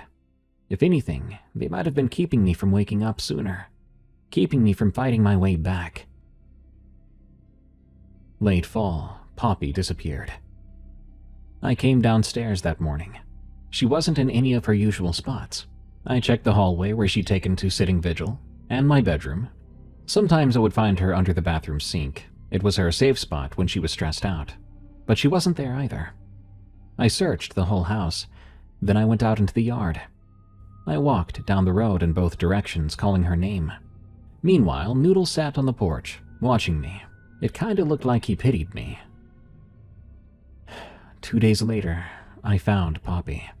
For those of you who don't like to read about or hear about harm against animals, be warned. I was standing on the dock in daylight, looking out at the lake because by that point, the lake was where I looked whenever I was missing something. And she was there, about 15 feet out from the end of the dock, floating just below the surface. She was suspended in the clear water, floating like a leaf. She was intact. Her body was whole. Her fur drifted slightly in whatever faint current the springs produced. Her eyes were open and she looked bleached almost, like the color had been drawn out of her calico patches, washed out and faded. She looked like she'd been in the water for way longer than just 2 days. I waded in to get her. The water in late November in Wisconsin is so cold, it's incredibly painful for the first few moments, then becomes this lingering ache the longer you stay in. Every step I took deeper was a step my legs were telling me not to go any further. The water reached my thighs. I was almost to Poppy. I bent down and reached for her, when something gripped my ankle. It didn't feel like a fish or weeds. This felt like a hand, a strong hand, and in the half-second before I ripped my leg free, I swear to you I felt fingers against my skin. Smooth and cold fingers, with what felt like thick webbing between them, pressed up against my ankle as the hand squeezed. It only squeezed once, firmly, as if to get my attention. Then it let go, and I grabbed Poppy's body. I ran out of the water so fast. I was panting and crying, and I might have screamed a couple of times. When I made it to the shore, I collapsed holding my dead cat. I was shaking, and I looked down at my ankle.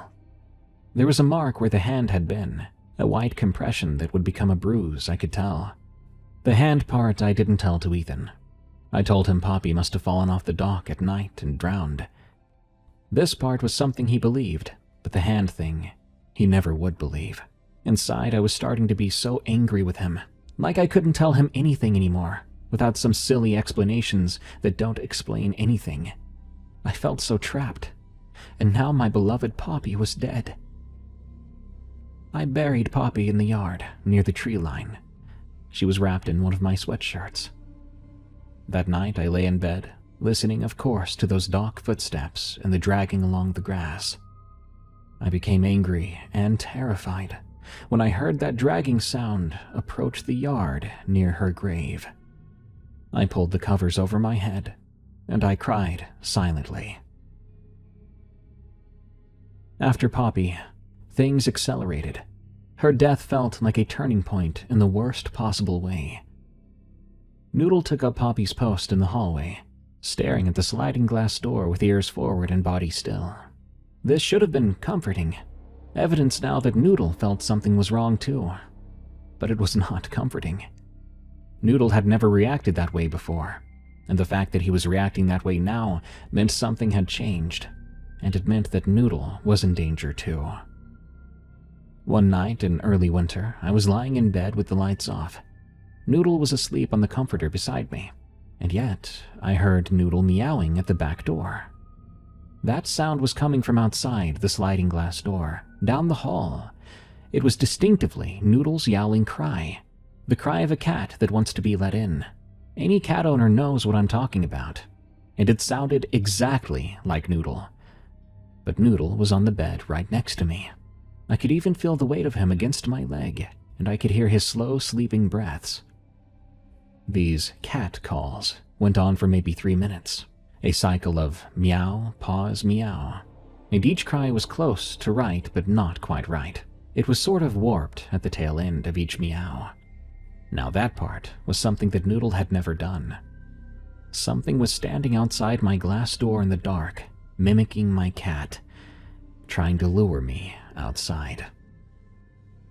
The following morning I found handprints on the outside of the glass, wide and thick-fingered, with smears between the fingers where webbing had dragged across the surface. I was sure of it. They were at my exact height, placed as if to anticipate where my face would be, so I would see them, so I would find them, or perhaps evidence that the thing had peered inside. I took more pictures, and I waited for Ethan to get home. By 6 o'clock, they had dried to faint smudges that could have been anything, and in Ethan's defense, the photos were blurry.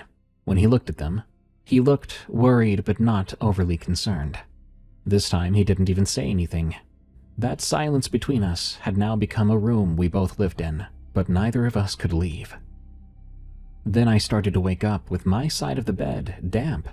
I initially thought it was from sweat, but this was cold, and it smelled like lake water, with that deep organic rot sweetness, and it pulled in the depression where my body lay, like someone had poured it there while I slept.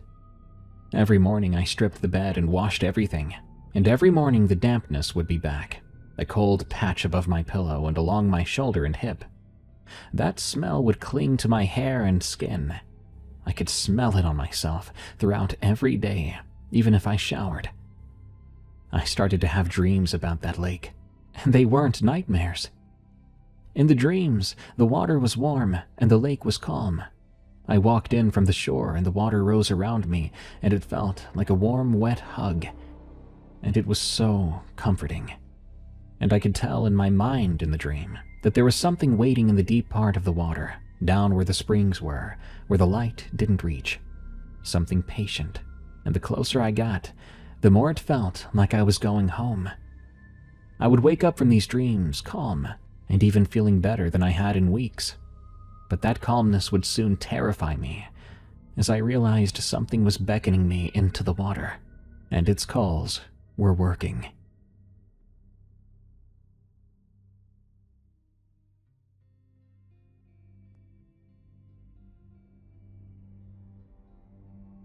Of course, I didn't tell Ethan about the dreams. I was running out of things to even tell him. Every piece of evidence I brought to him either degraded before he could see it, or sounded in the daylight like the testimony of a woman who was falling apart. He suggested therapy. I said I didn't need it. We argued about it in the kitchen in low, exhausted voices, and the argument wasn't about therapy. It was about the fact we were now living 2 different realities, and neither of us could cross into the other's. And that thing in the lake, whether it knew it or not, whether it was capable of strategy or just operated on a predatory instinct, too old and too patient for me to outmaneuver, it was isolating me from the only person in the world I truly loved, the one that could have helped. I'm almost certain now that's what it was doing. It was separating me from Ethan. It was a lion separating the injured gazelle from the rest of the herd. But this thing wasn't using force or speed, but slow, steady application of pressure that made me harder and harder to believe, that made my evidence disappear, made my fear look like illness, until the distance between us was so wide, I was functionally alone, even with him sleeping next to me. It wanted me alone. It wanted me alone, and it wanted me tired, and it wanted me dreaming about warm water, and it was getting everything it wanted. Around the middle of December, I found this article. I was looking things up online, anything about the lake, like its local history or folklore or news items, anything I could find. After finding nothing useful, mainly just a couple of forum posts about lake spirits and water hauntings that read like fiction and offered no specifics. I searched instead the address of the house. After some deep digging, I found a local newspaper archive entry from 6 years earlier. A woman had walked into the lake at night and disappeared. She was the wife of the previous owner, the couple our realtor had said relocated for work. But that wasn't the case. This woman's body was never recovered. Her husband had sold the house a month later and moved to an entirely different state. The official cause was accidental drowning. The article included one quote from a neighbor, identified only as a longtime resident of the lake, who said the woman had been having trouble sleeping in the weeks before she vanished. I read through that article 3 times. Then I put my coat on and I walked around the lake to Dirth's house, and I knocked on his door. He knew why I was there. I could tell by the look on his face before I uttered a word. I think he'd been waiting for this visit, but hoped it wouldn't come. "Dirth," I said, "I need to ask you about the people who lived in our house before us." He didn't answer right away. I even watched as he looked past me to the lake. Then he stepped back from the door and said, "You'd better come in."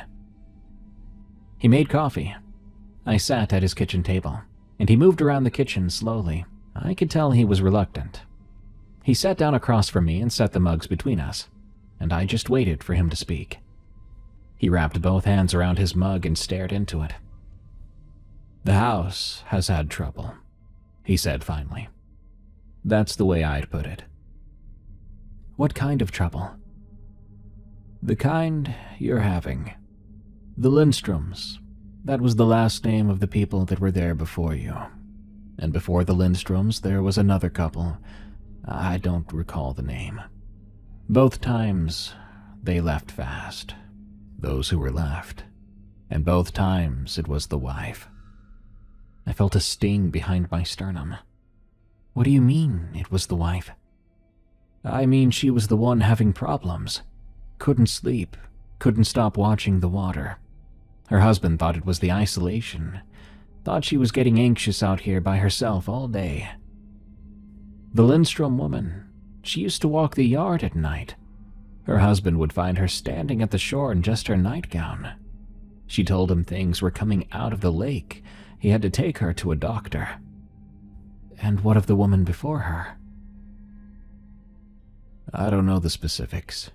I know they left in a hurry, and I know it was winter when they did. I know that the wife was not well."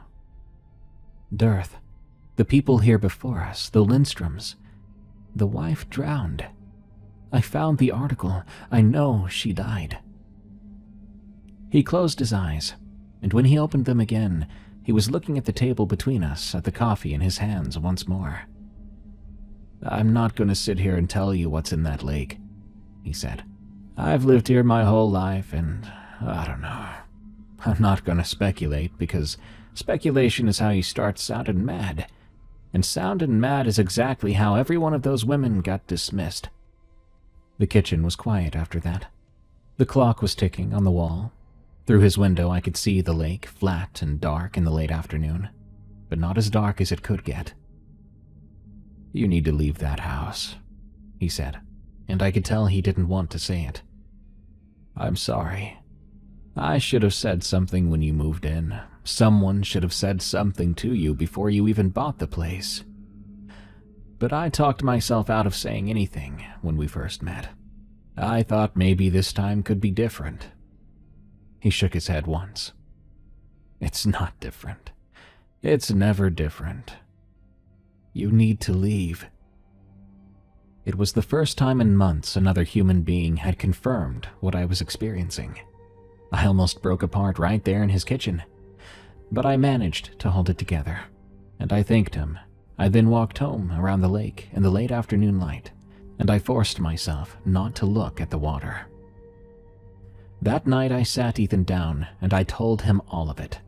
The hand in the water that grabbed me, the wet sheets, the fake cat sounds, handprints, dreams, and the article about the woman who walked into that lake and was never found. I told him I thought the thing in the lake had done this before, and that it chose the woman in the house, and that now it was choosing me. I said if we didn't leave, it was going to get me the way it got her.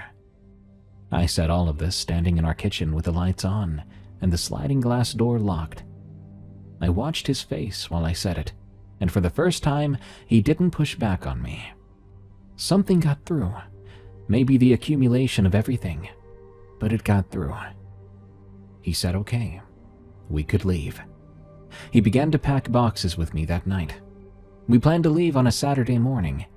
Ethan took a personal day on Friday to pack, and by that evening, the house was half in boxes. The kitchen was mostly done. The living room had been stripped of anything that wasn't furniture. Our bedroom was now just a mattress and some overnight bags. Noodle was already in his carrier by the front door, which I had set up that afternoon because I wanted him to be safe. I wanted at least one living thing in this house to be ready to leave at a moment's notice. Noodle sat in his carrier and watched us through the mesh with his wide orange face, and for once he wasn't staring at the hallway or the glass door. He was watching us, and I chose to interpret that as agreement. I should have insisted that we leave that night. I knew this at the time, and I know it now. My very soul was telling me to go now, go in the dark, get in the car and drive. But Ethan was exhausted, and the car was not fully loaded, and it seemed irrational to flee at 10 o'clock at night when we were leaving at just 7 in the morning. So I did what I'd been doing for months. I rationalized, telling myself 9 hours didn't matter, that the dowel was in the track and the chain was on the bedroom door and Ethan was with me and it would be fine. Just one more night.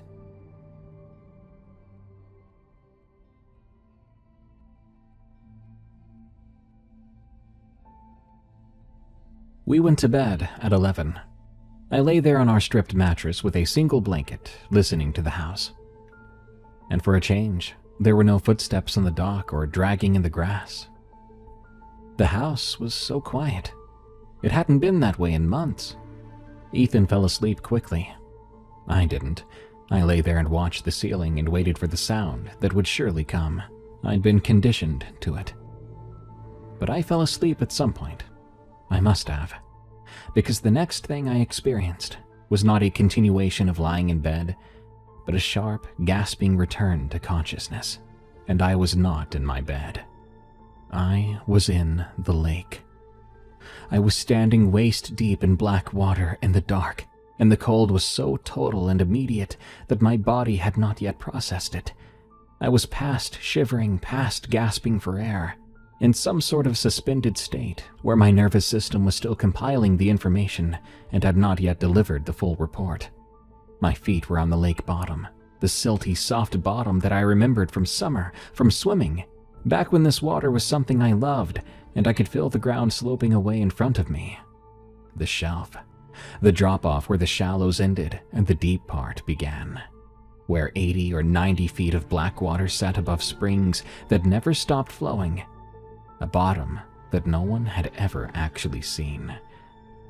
I was standing at the edge of it. One more step, and the ground would fall away, and the water would take me. I must have sleepwalked again.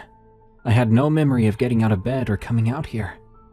I'd walked out while unconscious, exactly where it wanted me. The smell was everywhere, fully concentrated all around me, rising from the water, so thick I could taste it on my tongue. The lake at night was the flattest, blackest thing I'd ever seen. No reflection at all, not even moonlight. Just abyssal water in every direction, and the shore behind me. But now it seemed so impossibly far away. My house beyond it with the lights off and the doors open. I then felt it below me. Not touching me, but there in the water around my legs. A current of movement. Something was circling beneath the surface, just below me, moving slow. I could feel the water shifting against my skin as it passed. I looked down. I wish I hadn't. In the faint ambient light, I could see a shape under the surface. Broad, dark, and low, orbiting me. I saw hair fanning out behind it, or from it. Long dark hair spreading in the water like weeds. I saw a hand, too. It drifted up from the shape of it, and it came to rest against my thigh. It didn't grip, but it held on, like it had been waiting for a friend who had finally arrived. I heard Ethan screaming my name from the shore. His voice was so distant and raw. He must have woken up in bed, realizing I was gone, only to find his wife standing in a freezing lake in the dark. The exact situation of the former residence. I knew he was coming for me, to rescue me, but my legs would not respond to my will. The hand on my thigh was gentle and the water around me was cold, but that cold was fading. Or was I fading? Somewhere beneath my terror was that feeling from my dreams. That warmth, the all-encompassing comfort and relief. Something was telling me not to fight, to just let go, and the water would take me somewhere that wasn't here, but was better, and all my exhaustion, fear, and loneliness would finally end. The bottom shifted under me. The silt gave way to nothing. I was at the shelf. One more step and the hand tightened. That thing rose toward me. I felt the water surge as it came up from below. And for a split second, it was directly in front of me, face to face, and I could feel its breath in the water against my chest. A rhythmic pulse of displaced water from something that was breathing underwater, or simulating it at least. Its other hand came up and touched my arm. I watched as its mouth opened. I felt this part more than I saw it. A widening in the dark shape, inches from my face.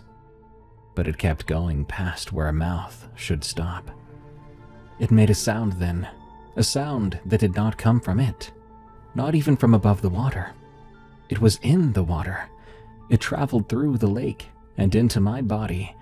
I felt it in my spine and teeth, a low vibration, and I immediately knew what it meant. Come with me. Suddenly, Ethan had me. He was in the water waist deep, his hands were under my arms, and he was hauling me backward, and that thing let go. Ethan did not overpower it. Ethan is 170 pounds, an IT guy who goes to the gym twice a week. He had not wrestled me free from something that lives in 80 feet of black water. It released me. It let me go, just like it had chosen to let go of my ankle when I got Poppy. It let me go because it decided to, and the decision was not about Ethan, and it wasn't about force. I'm only alive now because I was allowed to leave. Whatever it is, it didn't want to take me by force. It takes only if you choose to go. Ethan dragged me to the shore. I was coughing and gasping, and I was so freezing cold, my muscles had stopped working properly. My legs buckled when I hit the bank. He pulled me up onto the grass and I collapsed, and so did he, next to me. We lay there on the frozen ground in the dark, soaked from the waist down. I could hear his rapid breathing, and I heard the lake behind us, still black and so very silent. Nothing followed us out. Ethan and I did not go back inside the house. He carried me to our car, placing me carefully in the passenger seat.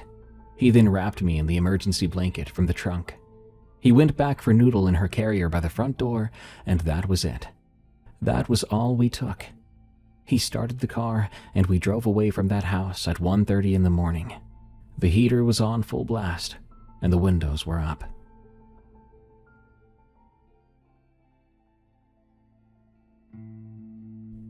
The two of us live in Madison now.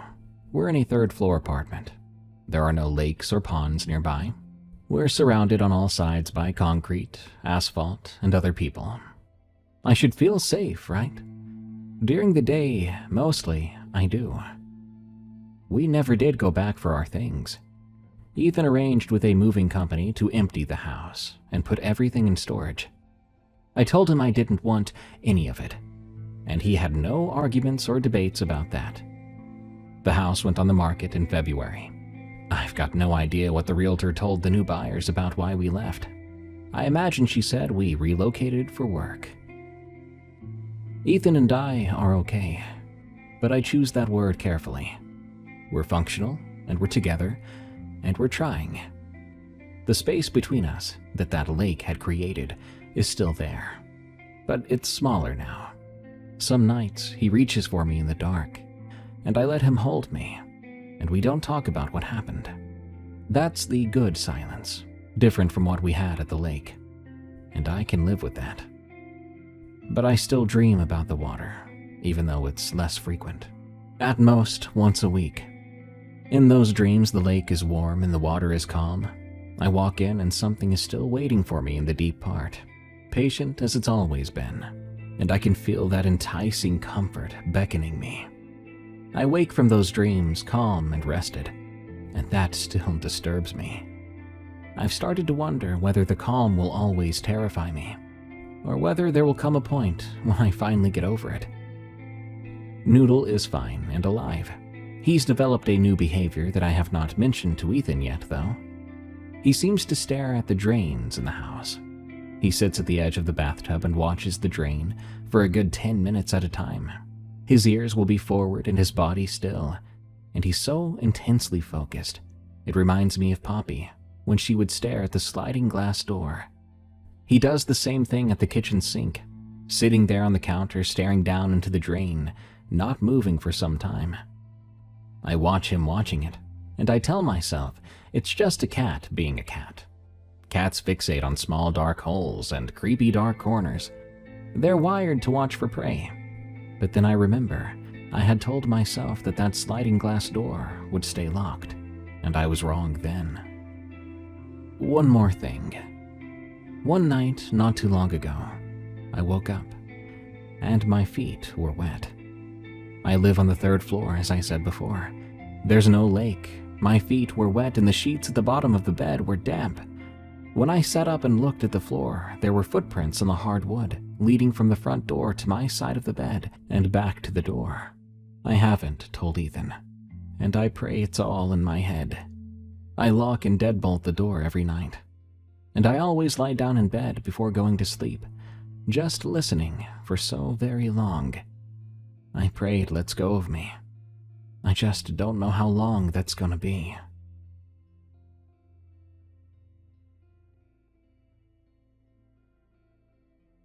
Well, that was an emotional roller coaster. Rip Poppy, and rip Ethan's marriage.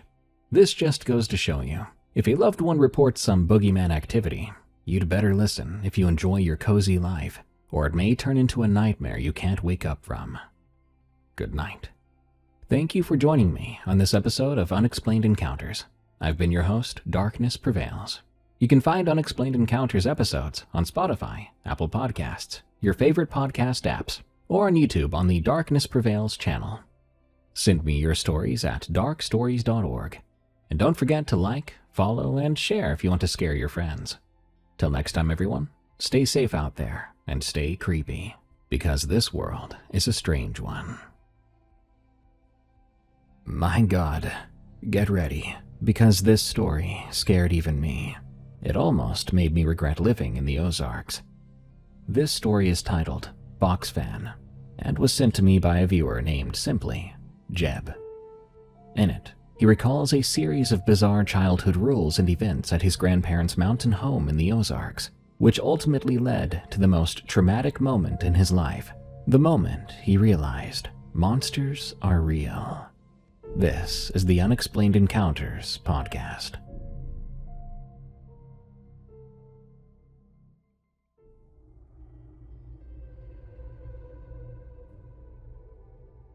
I sleep with the fan on, every single night, regardless of the reason, no matter the temperature. A box fan runs on the floor next to my bed at full speed. My wife thinks it's a white noise thing, something to help me sleep. She's gotten used to it over the years. She bought me one of those sound machines for Christmas a couple years back. It plays ocean waves and rain and all that stuff, and I thanked her, but I put it in the closet and kept on using the fan. She never asked why, but I'm sure she wondered. I think she could tell by my face that I didn't want to explain. I'm 34 years old. I've slept with a box fan on since I was 11, and I'll probably sleep with one on until the day I die. This is not a comfort thing. At least, not in the way you expect. I've never told anyone the full version of what I'm about to write down. Not even my wife. I've explained parts, yeah, like during a particularly bad night terror that had me standing in the hallway at 3 a.m. with my hands against the wall, like I was bracing for something to hit the house, and my wife found me there, asking what I'd been dreaming about. I didn't remember, I said, but that was a lie. Not too long ago, my grandfather passed away. He was 91 years old, lived a full life, and had been in a wheelchair for the last 12 years. A stroke had taken most of his left side. At the funeral, I was standing by the coffee and those little crustless sandwiches that only exist at church receptions when my cousin Parker walked up, and without any preamble or greeting, he leaned in and said, "You remember that night?" It wasn't a question, and I didn't treat it like one. I simply nodded, and we stood still for a while, until his wife called him over to deal with one of his kids, and that was it. We haven't talked about it since. But I'd be lying if I said it didn't shake something loose. So here it is. My grandfather owned 130 acres in the Ozarks, most of it backed up to Mark Twain National Forest land, in a part of southern Missouri where the nearest grocery store was a 40-minute drive, and the nearest hospital was further than that. He had retired from the Missouri Pacific Railroad before I was born, and he spent his days doing whatever he wanted on that land, which mostly meant tinkering with small engines and sitting on his porch, growing tomatoes that he'd give away to anyone who stopped by. He was no farmer, though people sometimes assumed he was. He just had land, and he liked having it, and he kept it the way some men keep their guns, maintained and ready, though ready for what was never entirely clear to me as a child. The house was old, but solid. He and my grandmother had built it in 1961 with money he'd saved from the railroad, and it looked like what it was, a post-war rural home designed by people who valued function but had a limited interest in aesthetics. Single-story, partial basement, wood-paneled walls inside that had darkened over the decades to the color of strong tea. It smelled of coffee grounds and something chemically that I eventually identified as mothballs, which were stuffed into the closets. The porch wrapped around two sides and had a concrete floor that was always gritty underfoot. There were 2 rocking chairs out there that had worn smooth grooves into the concrete from decades of use. The property itself was mostly open yard around the house, maybe 2 acres of mowed grass, then the tree line on 3 sides. The 4th side was the gravel driveway, a quarter-mile of loose rock that popped under tires and announced every arrival long before you could see the vehicle. Beyond the driveway was just more trees. A barn sat about 200 yards from the house, listing to the south. It had stayed like that for as long as I'd been alive, as though it had decided 30 years ago how far it was willing to lean and had just committed to it. There was a creek that cut through the back portion of the property, where the woods thickened up, and in the summer it ran shallow enough to wade in, and deep enough in a few spots to sit down in up to your chest. Every summer, my parents sent me and my cousins out there for 2 or 3 weeks. Parker was 2 years older than me, fearless in a stupid way, and I say that with the most love possible. Leia was my age, quiet, and loved reading books more than anything. Sometimes baby Derek would come too. He was Aunt Diane's youngest, maybe 4 or 5 years old during the years I'm talking about, but he was mostly just a background presence, trailing after the rest of us and crying when he couldn't keep up. During the day, that property was the best place on earth. I genuinely believed that. We had the run of the entire 100+ acres, and we used every inch of it. I remember catching crawdads in the creek with our bare hands, racing them on the flat rocks. We explored that barn hundreds of times, which was full of old equipment and barn swallows, and rusty junk that felt like pirate treasure to a 9-year-old. Grandpa even had an old 3-wheeler ATV. Yeah, if you didn't know, you could get a 3-wheeler back then. They were a bit more common than what you might see today, because they were soon considered way too dangerous. But back then he would let Parker drive it around the property while the rest of us clung to the back like it was a mechanical bull. Grandma kept a drawer in the kitchen full of candy too. Off-brand candy though, mostly. Most of it being butterscotch discs and peppermints. But occasionally, if you're lucky, there would be Snickers in there. hidden away specifically for the kids. Those really were the good days. I want to be clear about that. Those days were genuinely wonderful. It was the nights that were different. I've spent a long time trying to articulate exactly how the shift happened each evening, and the best I can describe it is that my grandfather had an internal clock that the rest of us could not see or hear, and around 5 or 6 o'clock every day, it would go off, and he would become a different person. Now hold on there, he didn't get mean, he didn't yell or become harsh. He just sort of went somewhere else inside himself. You could see it in the way he moved. He would straighten up from whatever he was doing, and his eyes would go to the sky like he was reading something written up there in a language meant just for him. His jaw would start to clench repeatedly, and then he would herd all the kids inside. The rule was that we had to be in the house before the first star appeared in the sky. Not before sunset, which would have been reasonable, but before the first star. In June in Missouri, the sun doesn't fully set until around 9 o'clock, but the first stars can show up in the east while the western sky is still pale. And Grandpa knew this. He watched for them every night with a patience that bordered on obsession. He would sit on the porch in his rocking chair and face east, just waiting. And the moment he saw that first pinpoint of light, wherever we were on the property, he wanted us inside. If we were down at the creek, he'd ring the iron bell mounted on the porch post. A real cast iron bell, too, the kind you would see at old schoolhouses, and you could hear it across the entire property. That sound meant now. It did not mean start heading back, it didn't mean get an attitude or argue. It meant get your butt inside. Once inside, the house changed, too. Grandpa would go room to room pulling down the blinds, and these were not typical blinds. Every window in that house had thick, opaque roller shades, the heavy kind that you might find in a dark room or a hospital room where a patient needed total darkness. They were mounted inside the window frames, and when you pulled them down, they sealed the glass almost completely. No light got in, and I suppose more importantly, no light got out.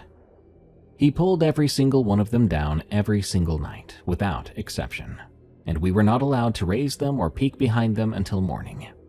He never explained why. It was simply the rule. And in that house, his rules had the weight of physics. You didn't question gravity, and you didn't question Grandpa. The doors were another thing. He had a deadbolt on every exterior door, which, for a rural house in the middle of nowhere, was already unusual. But the front door also had a chain lock and a sliding barrel bolt that he had installed himself, a heavy steel piece that seated into a bracket that he had lag bolted directly onto the door frame. Every night, I'd hear him making his rounds. The back door first, then the side door off the kitchen, then the front. Click, click, thunk, slide. The same order every time. The sounds of the house being sealed. And then there were the fans. Every bedroom had a box fan. The cheap kind you could grab at a hardware store for $12 or so, with plastic blades and a rattling motor, and 3 speed settings that were basically loud, louder, and broken sounding. In the room where the kids slept, a guest room with 2 twin beds and a folding cot, Grandpa would set the fan on a wooden chair between the beds and turn it on high before we went to bed. It roared. It pushed air around that didn't need pushing. The house did have central air conditioning that worked fine. The fan would dry out your eyes and your throat so that by morning you'd wake up feeling like you slept in a kiln. Parker hated it and complained about it every summer. Leia slept with a pillow over her face to block the wind. I would just pull the sheet up to my nose and breathed through the fabric, and I dealt with it. One summer, Parker asked Grandma directly why we had to sleep with the fans on. She said the house got stuffy at night and the fans helped circulate the air. Parker pointed out that the air conditioning was literally running, and Grandma gave him a look that was pleasant on the surface, but had something underneath it. Something that communicated very clearly that this line of questioning was finished. Then she said, "Your grandpa likes the fans on, so the fans stay on." And that they did. I understand now what the fans were for. I've understood this since I was 11. The fans were loud enough to cover the sounds from outside. Almost. That was their entire purpose. They were there so it was harder to hear what was walking around the house at night. I should tell you about the moon. There's a specific memory I keep coming back to, from a summer when I was 8 or maybe 9 years old. I was sitting on the porch with Grandpa after dinner while the sky was doing its long summer fade from orange to purple, and the moon was rising in the east, enormous and nearly full, a deep amber color. I said something about it, like, "Look at that moon," or maybe, "The moon's huge tonight." At first, I didn't think my grandpa was going to say anything. He rocked in his chair and looked at the moon, and he didn't look happy about it, like I was. Eventually, he said to me, as if I wasn't even there, "I hate that damned thing." I thought he was joking around. I even laughed, but it came out awkward and forced. He didn't laugh. Over the years, I started to notice a pattern without fully understanding it. Grandpa was worse on certain nights, and it took me a long time to connect those nights to the moon because I was a kid and I wasn't tracking lunar cycles for fun. But looking back, the pattern was unmistakable. On nights when the moon was full, he was tense and vigilant, more alert than usual and more watchful, up later than Grandma. On nights where there was no moon at all, when the sky was just a black field of stars with no light to speak of, he was something else entirely. He was afraid.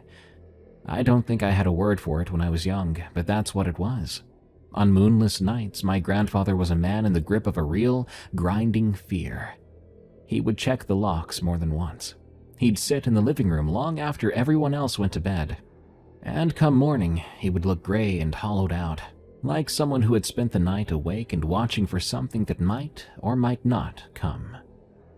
Some nights, despite that fan, I could hear things. The fan covered a lot, yes, but it didn't cover everything. And on certain nights, there were footsteps outside that house. They were slow footsteps pacing around, like someone circling something else, taking their time. It would move along one side of the house, pause, sometimes right outside our bedroom window. A pause long enough that I'd be holding my breath in bed, eyes open, seeing nothing because of those blackout blinds, thankfully, and then continue on around the next side. When I mentioned it at breakfast once, doing my best to sound casual about it, Grandma would smile and said that Grandpa had trouble sleeping and he liked to walk the property at night, said he was checking the animals in the barn to make sure nothing was getting into the feed. Parker, who was old enough by then to hear an explanation and measure it against what he actually believed, asked what exactly Grandpa was searching or checking for. Grandma changed the subject so smoothly, it was almost a magic trick, and before we knew it, we were talking about what we wanted for lunch. One night, I remember getting up to use the bathroom. I think I was 10 years old. The hallway was dark and the bathroom was on the far side of the living room, which meant I had to walk through the main part of the house to get there. As I passed through the living room, I stopped. Grandpa was in his recliner. The TV was off. Every light in the house was off.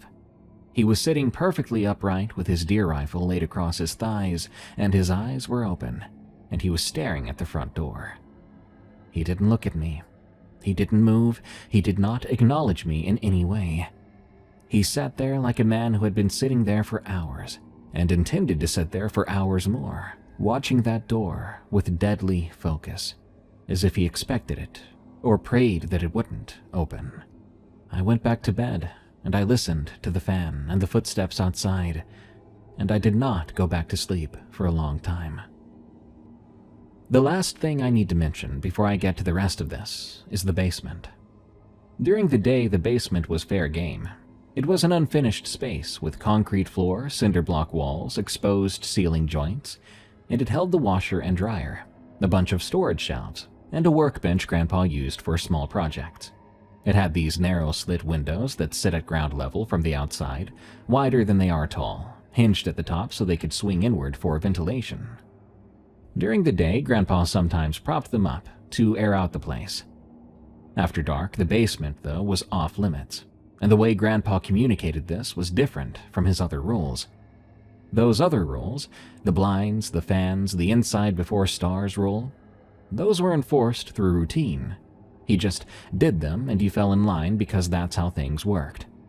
The basement rule was the only one he ever stated out loud, directly, looking right at us. He said, "You do not go in that basement after the sun goes down." And his face when he said it was not the face of a man setting a household boundary, but rather someone telling you not to put your hand into a running engine. He was not making a rule as much as he was describing a very real danger. For years, that's what summers were. The days were creek water and crawdads and the smell of cut grass and Grandma's fantastic cooking. But the nights were blackout blinds, locked doors, the drone of a box fan drowning out whatever moved in the dark outside. I accepted all of this. I was a kid. It was part of my world. Like Santa Claus, you accepted these kinds of things without analysis. This was Grandpa's house, and these were Grandpa's rules, and the world at Grandpa's house simply worked differently than it did at home. So I never really questioned it, and I followed every rule to the letter, right up until the summer I turned 11. That was the summer Grandpa had his stroke, when the rules came apart, and I finally truly learned what all of it had been for.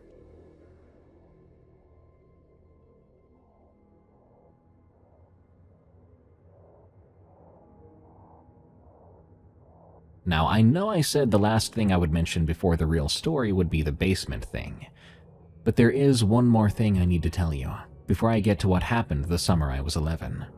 This is the story my grandfather told me on the porch. I was around 9 or 10. It was a full moon night. I remember that because the moon was the reason I was outside at all. I couldn't sleep despite the fan, or maybe because of it. My throat felt like sandpaper and I needed some water.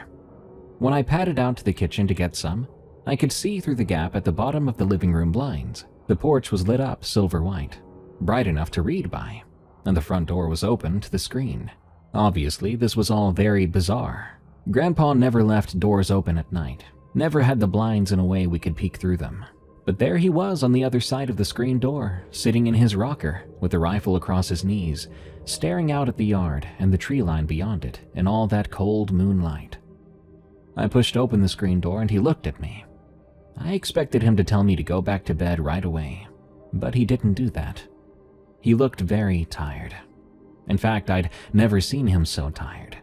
And I want to say it wasn't like a sleepy kind of tired either. The man looked absolutely worn through, a tiredness that went beyond muscles. He studied me for a second, then he tipped his head toward the other rocking chair. I sat down in it with my feet dangling, because I was too short to reach the concrete. We sat there for a while without talking. The moon was so bright it threw hard shadows across the yard, and the tree line at the edge of the mowed grass looked like a wall someone had built out of pure blackness, but then backlit it from the inside with pale gray where the moonlight caught the upper canopy. It was beautiful enough to take your breath away. Every few seconds a bat would cut through the light above the yard, there and gone so quick it was like a glitch in your vision. Then Grandpa began to talk. He didn't look at me when he did, and he didn't raise his voice above a low murmur. It really looked like he was talking to himself rather than to me. He told me a story, and I'm going to relay it here the way I can remember it, which means it might have gaps or rough edges, because I was a child then when I heard it, and he was not a man who knew how to tell a story in any organized fashion. He was blunt and sparse, with a lot left out that he either assumed you'd fill in or preferred you didn't.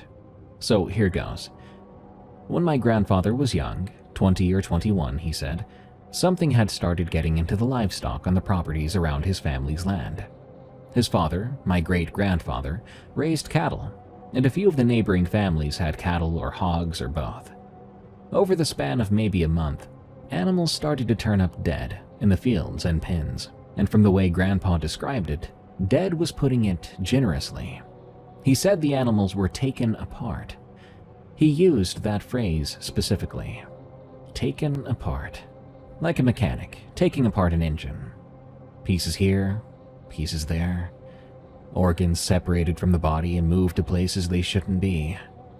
He said one of the neighbor's heifers was found with its rib cage opened up and emptied out, with the contents arranged in the grass beside it, in what he called a kind of order, though he wouldn't say what that meant, and I wasn't asking. I remember thinking, how is he telling a kid my age all of this? But he kept going. The initial assumption was dogs.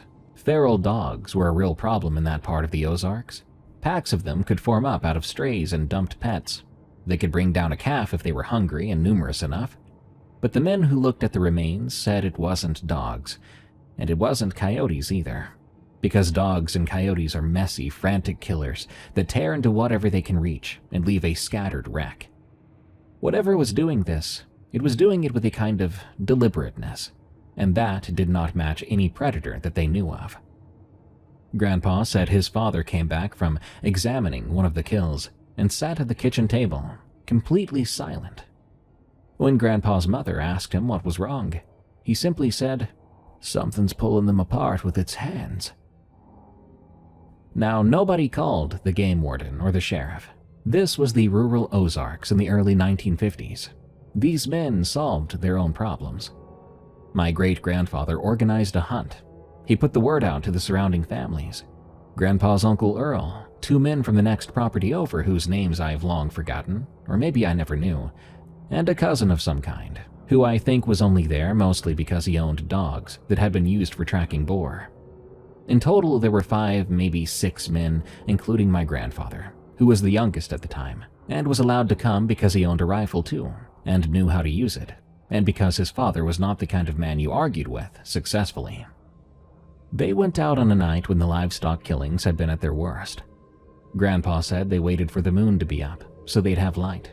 They brought rifles and lanterns and the tracking dogs, 2 of them, big bony hounds with scarred-up ears, and they went into the trees behind my great-grandfather's property at around 10 o'clock at night.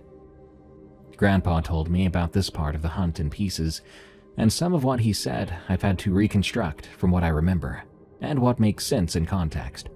Because, like I said, he was not a natural storyteller, and I was a kid, sitting in the dark, trying to follow an old man's fragmented account of something that happened 40 years before I was born. The dogs lasted about an hour. They went in eager, excited hounds with a scent to follow, heads down and pulling against their leads. But then they stopped, both of them, at nearly the same time. They froze where they stood and began shaking.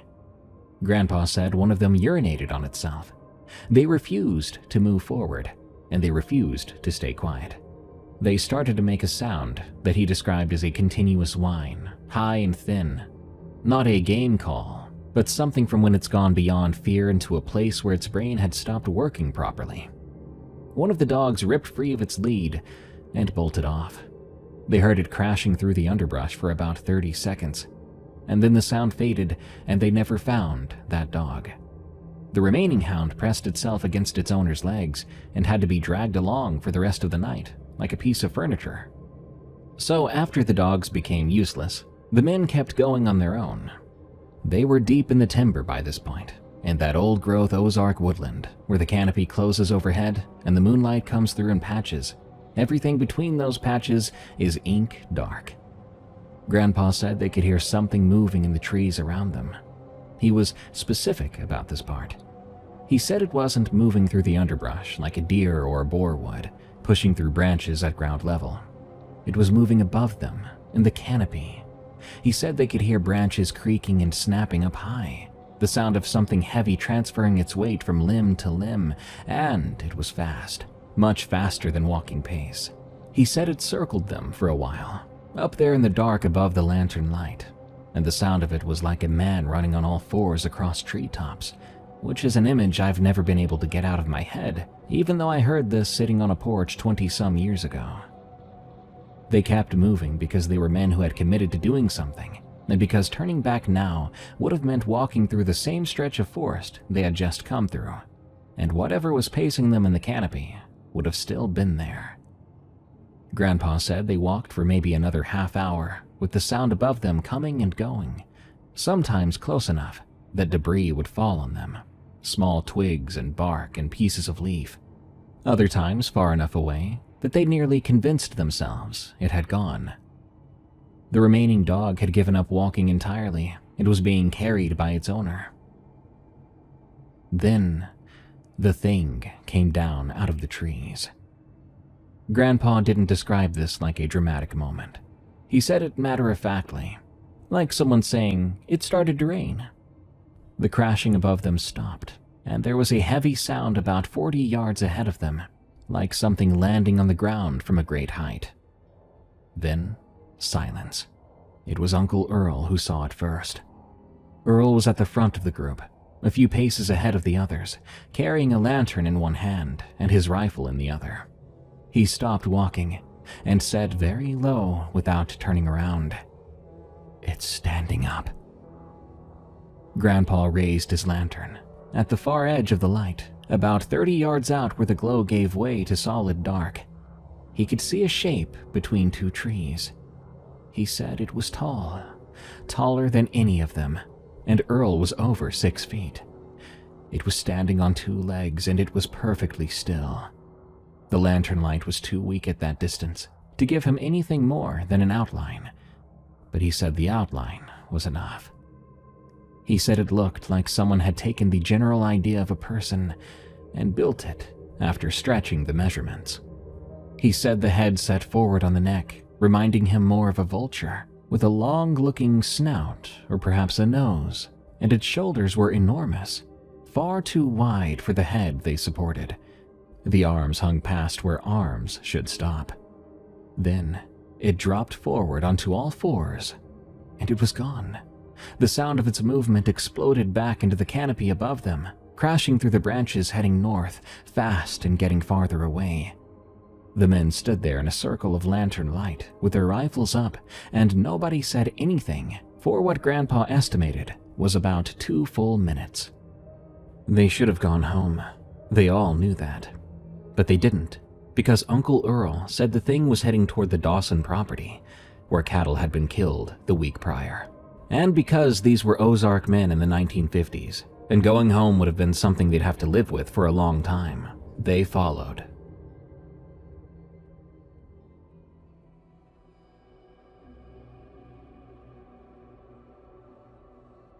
The timber got worse as they went north. The terrain broke up into ridges and draws and rocky shelves where the footing was bad even in daylight, and the men started to spread out because you couldn't walk 6 abreast through that kind of country. They kept in contact by calling to each other. Grandpa said his father would shout, and the others would shout back, a kind of roll call every few minutes to make sure nobody had fallen or gotten turned around. The thing in the canopy had gone quiet. Or at least, they couldn't hear it over the sound of their own movement across the rough ground. Suddenly, there was a gunshot, a single sharp crack that bounced off the ridge walls and came from the east, from Uncle Earl's direction, because Earl had drifted the furthest from the group. Grandpa said everyone stopped where they were, and in the silence after the shot, they heard Earl screaming. He was far enough away that the sound was thin and echoing and hard to locate precisely. But it was unmistakably a man screaming in a register that Grandpa said he'd never heard from a grown person before, and never heard again after. Then there was a second shot, which cut off the screaming. Then nothing. Just the trees in the dark, and all of them standing in it. For some time, Grandpa went quiet after he told me that part. He rocked in his chair and looked at the moon, and his hands were still on the rifle across his lap. I could see that even decades later, the memory of that silence after the second shot was costing him something to sit with. I waited because even at 9 or 10, I understood that you don't interrupt a man when he's in a place like that. When he started again, his voice was flatter.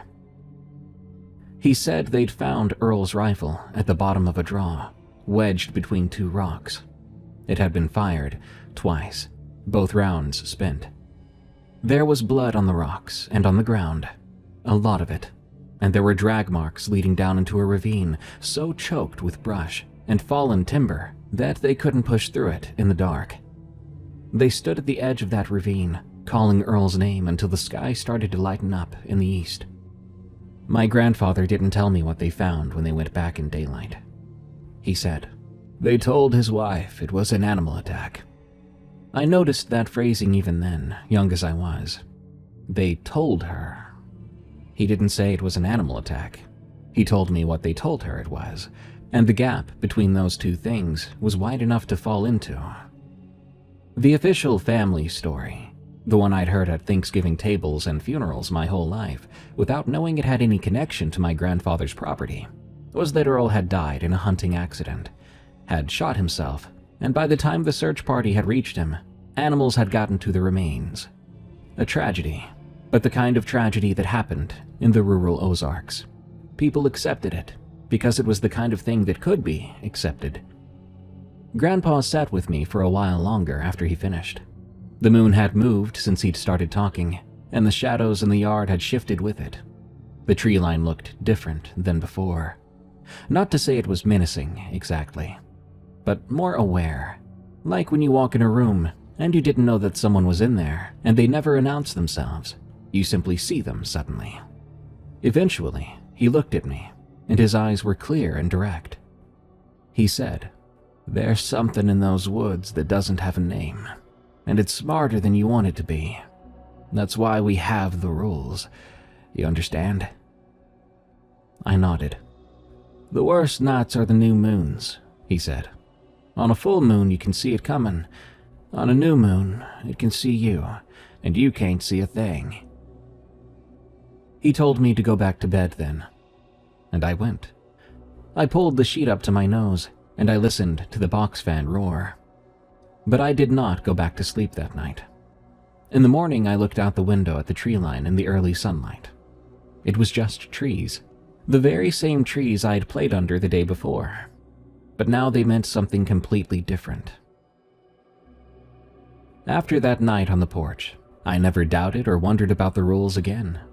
I would pull the blinds down myself, turn the fan on before anyone told me to, and I would be the first inside before the first star even showed, every single time without being asked.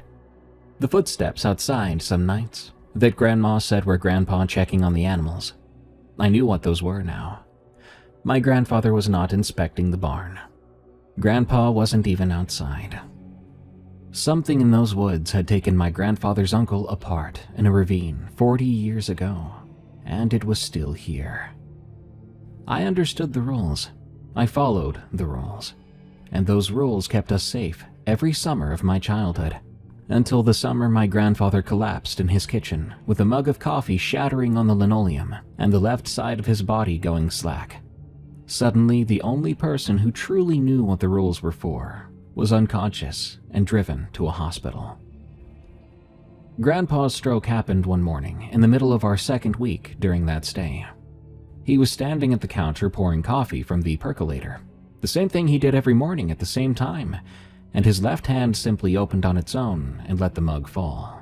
It hit the floor, breaking into 3 pieces, and coffee went everywhere. Grandpa looked down at it, then looked at Grandma, and said, "Joyce, there's something wrong with my arm."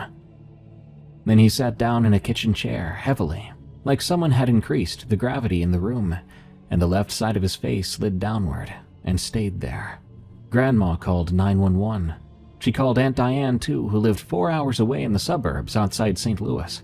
Then she did what she could, which was to hold Grandpa's right hand and talk to him in a steady voice while the 3 of us stood in the kitchen doorway, watching, not knowing what to do with ourselves.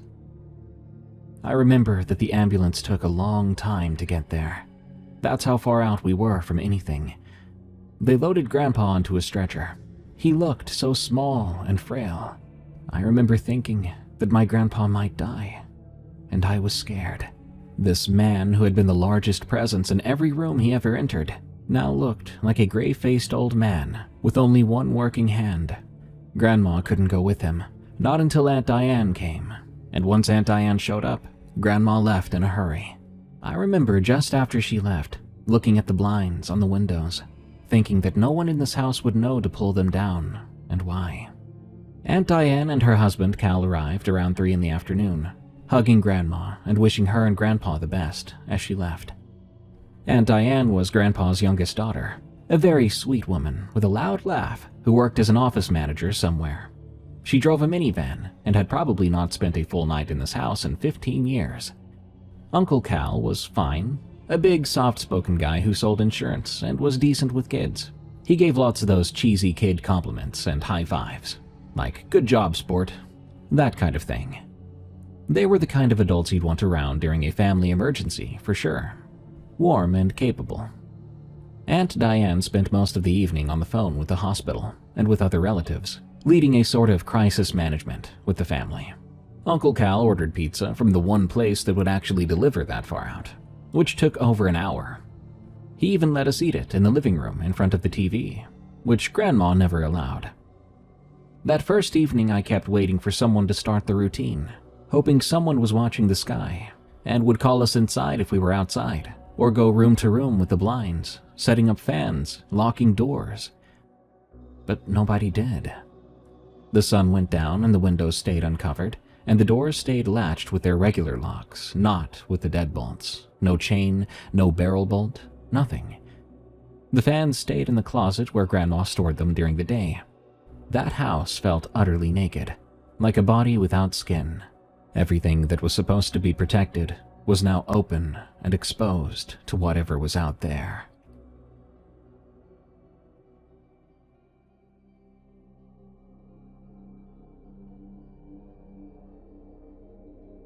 I almost said something.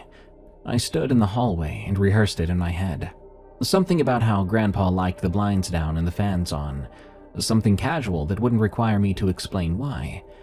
But I couldn't figure out how to say it without sounding strange. I was 11 years old, but the weight of adult attention during a crisis was paralyzing, so I didn't say anything. I went to bed in the guest room with Parker and Leia. The window was uncovered, and the fan was off. I lay there in the most awkward silence, so enormous and wrong, I could hear my own heartbeat. I slept eventually. The following day was almost normal. Uncle Cal took us outside. We rode the three-wheeler and threw rocks in the creek, and Aunt Diane drove to the hospital, coming back in the late afternoon with a cautiously optimistic report. Grandpa was stable, responsive, but they were keeping him for observation and tests. There was also talk of moving him to a larger facility in Springfield. She looked exhausted. Uncle Cal made spaghetti for dinner. It was watery and undersalted, but we all ate it. Nobody had the energy to care about food quality at the time. That evening, Parker pulled me and Leia aside in the hallway. I could tell he was being very sneaky about something. "They don't care what we do," he said, meaning Aunt Diane and Uncle Cal, who were back on the phone in the master bedroom with the door mostly shut. "We should stay outside tonight, after dark. We're never going to get that chance again." Leia looked at me. I could tell she wanted me to say no so she wouldn't have to. And I nearly did. But Parker was 13 and I was 11. At that age, that's a big gap. And some part of me, the side that was tired of being so afraid every summer, tired of the fans and the blinds and the locked down feeling of Grandpa's nighttime house, that side wanted to know what the property was like after dark. I'd spent years sealed inside while the world outside continued without me, and I wanted to see it.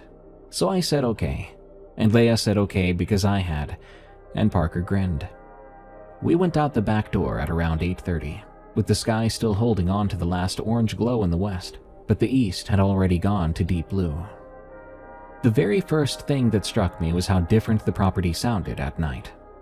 The creek, which was a pleasant background murmur during the day, was loud, more present, so to speak, in the dark, even aggressive sounding. The bugs were deafening, a whole wall of sound from every direction, cicadas and crickets and tree frogs layering over each other in a pulsing roar that seemed to breathe. And underneath all that was the woods. The tree line was about 60 yards from where we stood at the back of the house, and in the dying light, it looked solid, a dark mass without depth or detail. We had flashlights, 2 of them, from the kitchen junk drawer, but both were so weak that they barely reached 20 feet. Parker swept his across the yard like a searchlight. It revealed a narrow cone of grass and bugs, but nothing more. Beyond that cone was just more dark. He started to walk toward the tree line. Leia and I followed, too scared to be away from our oldest member. For about 20 minutes, it was what Parker had promised. An adventure. We walked along the edge of the trees without going in, shining our flashlights into the first few yards of timber, seeing trunks and underbrush. Occasionally, we found a pair of tiny reflective eyes, probably belonging to some small or low-to-the-ground raccoon or possum. Parker kept up a running commentary during this, about how this wasn't even scary, and that Grandpa's rules were just an old man being paranoid. I let him say those things because I simply didn't know what to say, and I liked the lack of silence. Suddenly, Leia stopped. She was slightly behind me and to my left. When I turned around, she was standing very still with her flashlight pointed at the tree line, about 40 yards south of where we were. Her flashlight was weak, and it barely reached the trees at that distance.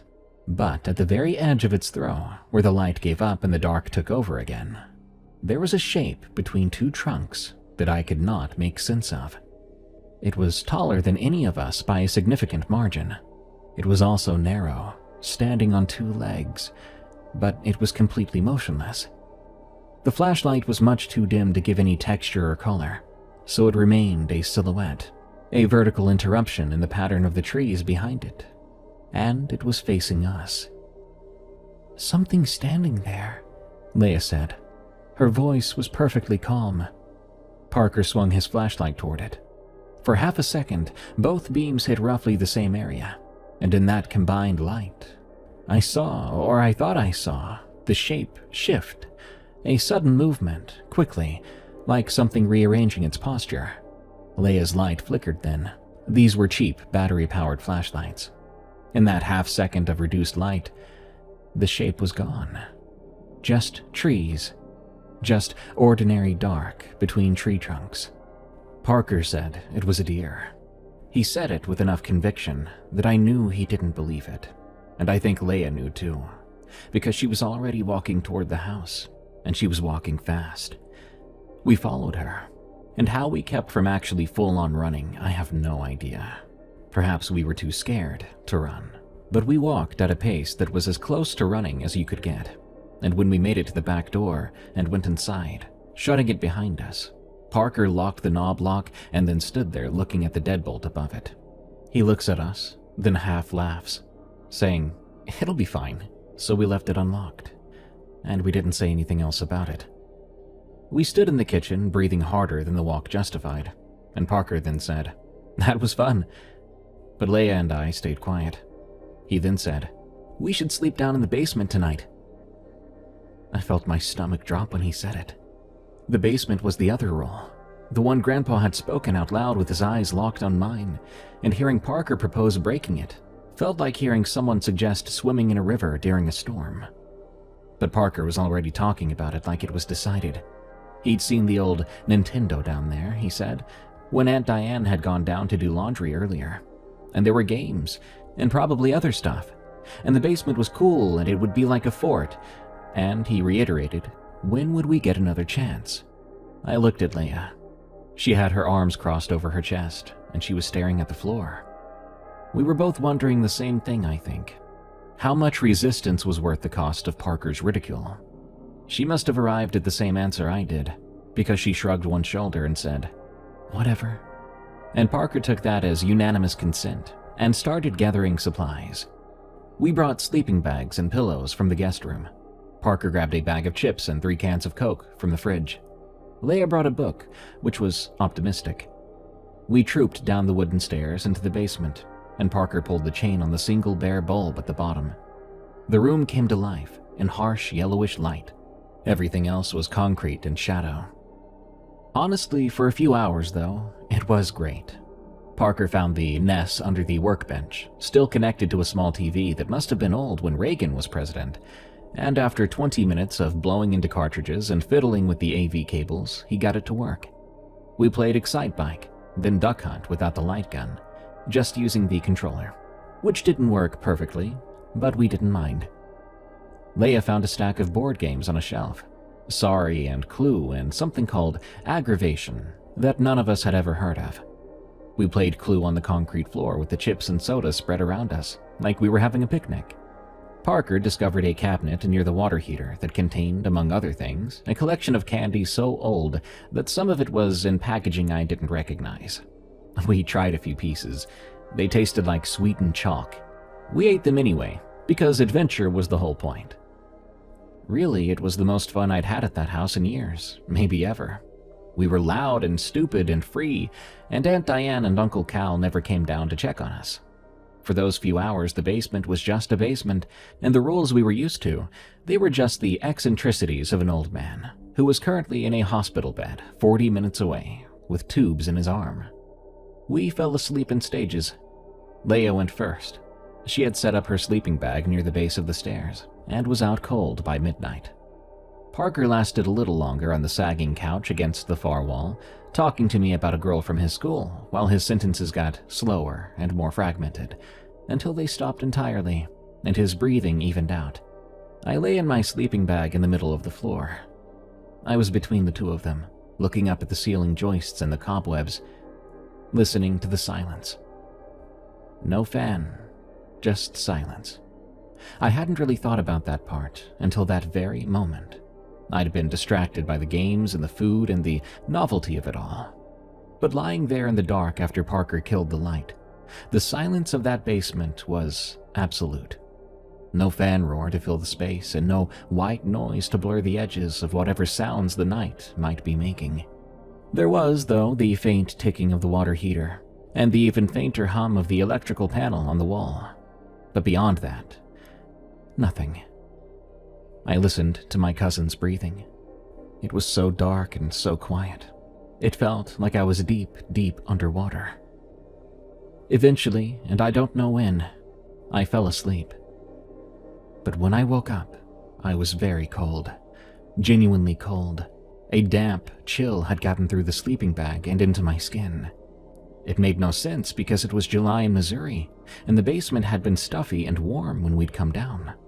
I pulled the sleeping bag tighter around myself. That's when I felt the draft. Moving air coming from somewhere to my left, carrying a smell that did not belong in that basement. The green, wet smell of outside, of grass and dirt and night air, and underneath it was something else. A warm and sour and biological smell. It reminded me of a dog's breath, but heavier and denser, more concentrated. One of the slit windows was open. I couldn't see it. I couldn't see it. The dark in that basement was the most complete dark I'd ever experienced, where open and closed eyes were the same thing. But I could feel the outside air coming through it. I could feel that the air was wrong, that it carried the heat and smell of something that was not the night. And every hair on my body stood up at once. I heard it before I could even make sense of it. Breathing.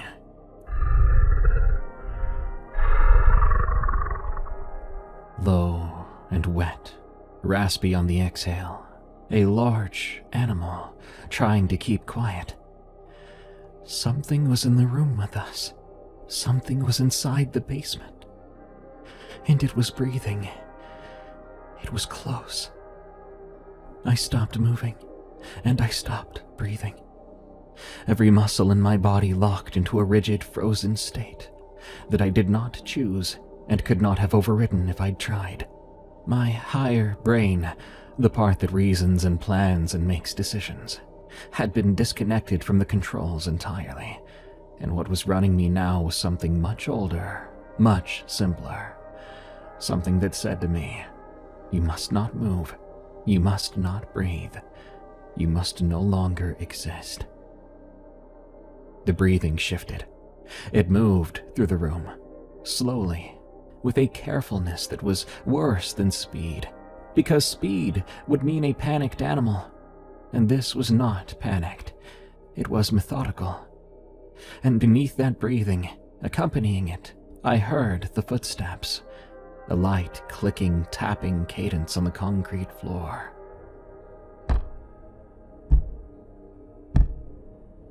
The sound of something with claws, walking on a hard surface. And the rhythm.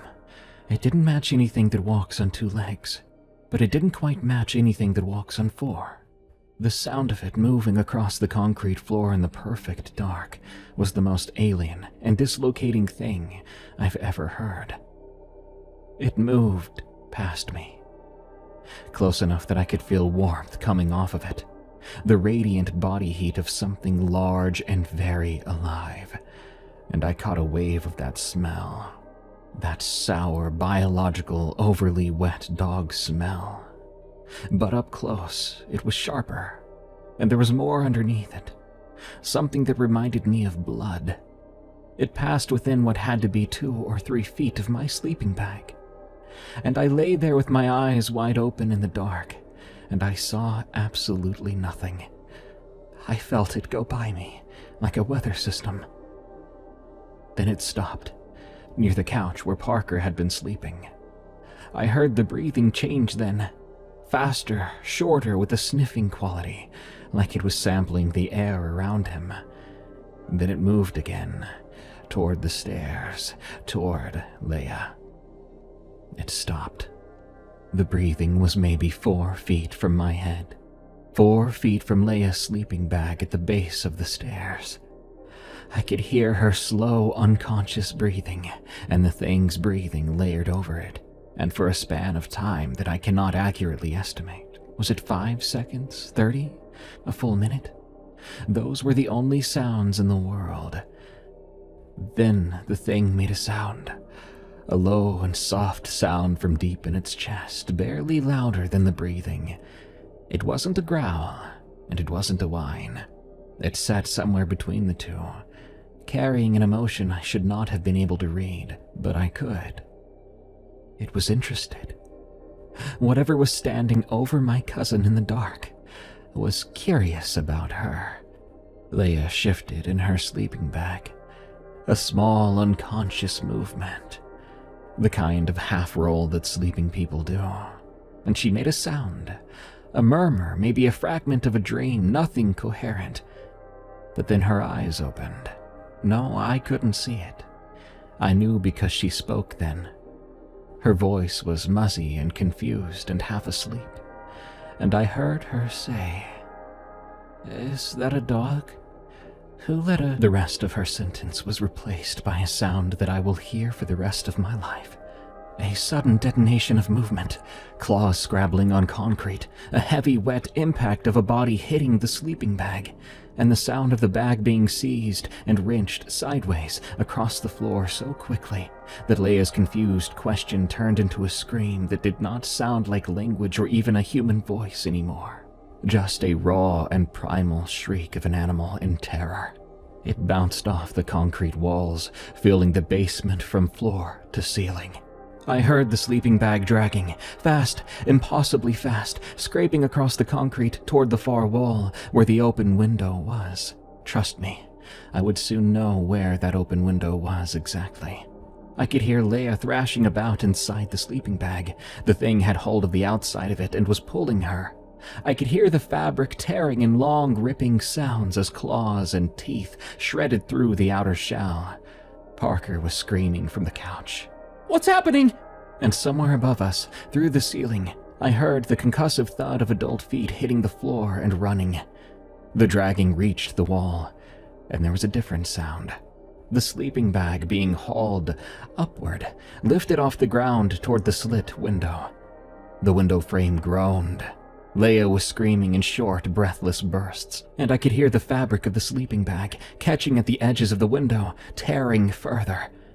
I understood, with a sick, lurching horror, that whatever had her was trying to pull her through that window. An 18-inch wide slit window, 4 feet off the basement floor on the inside, but ground level on the outside. Something out there was hauling a child in a sleeping bag up the wall, attempting to drag her through it with the disturbing strength of something I don't want to share a world with. The basement light suddenly came on. Aunt Diane had hit the switch at the top of the stairs, and the bare bulb exploded the room back into existence. Every detail was harsh and yellow again, and suddenly, violently real.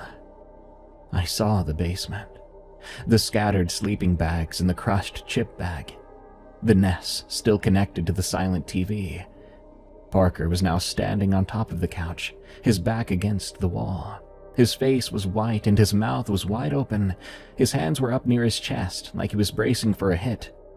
And across the room, against the far wall, There was Leia's sleeping bag, hanging. The top half was wedged into the open slit window, pulled upward and bunched into the narrow frame. The bottom half hung down the wall, limp, with Leia's weight inside it sagging toward the floor. The bag was shredded in long lines, 4 slashes evenly spaced across, and through the tears I could see the color of Leia's pajamas and even the skin of her arm. She wasn't moving or screaming anymore. She had gone silent, so absolutely terrified she'd stopped moving. Then the bag dropped. Whatever had been holding it from outside released it all at once, and Leia and the sleeping bag collapsed to the basement floor in a heap. From outside the window, inches away, just on the other side of that ground-level slit, I heard something move, a single heavy thud, the sound of a large animal pushing off the grass, heading back for the tree line, leaving us there in the aftermath.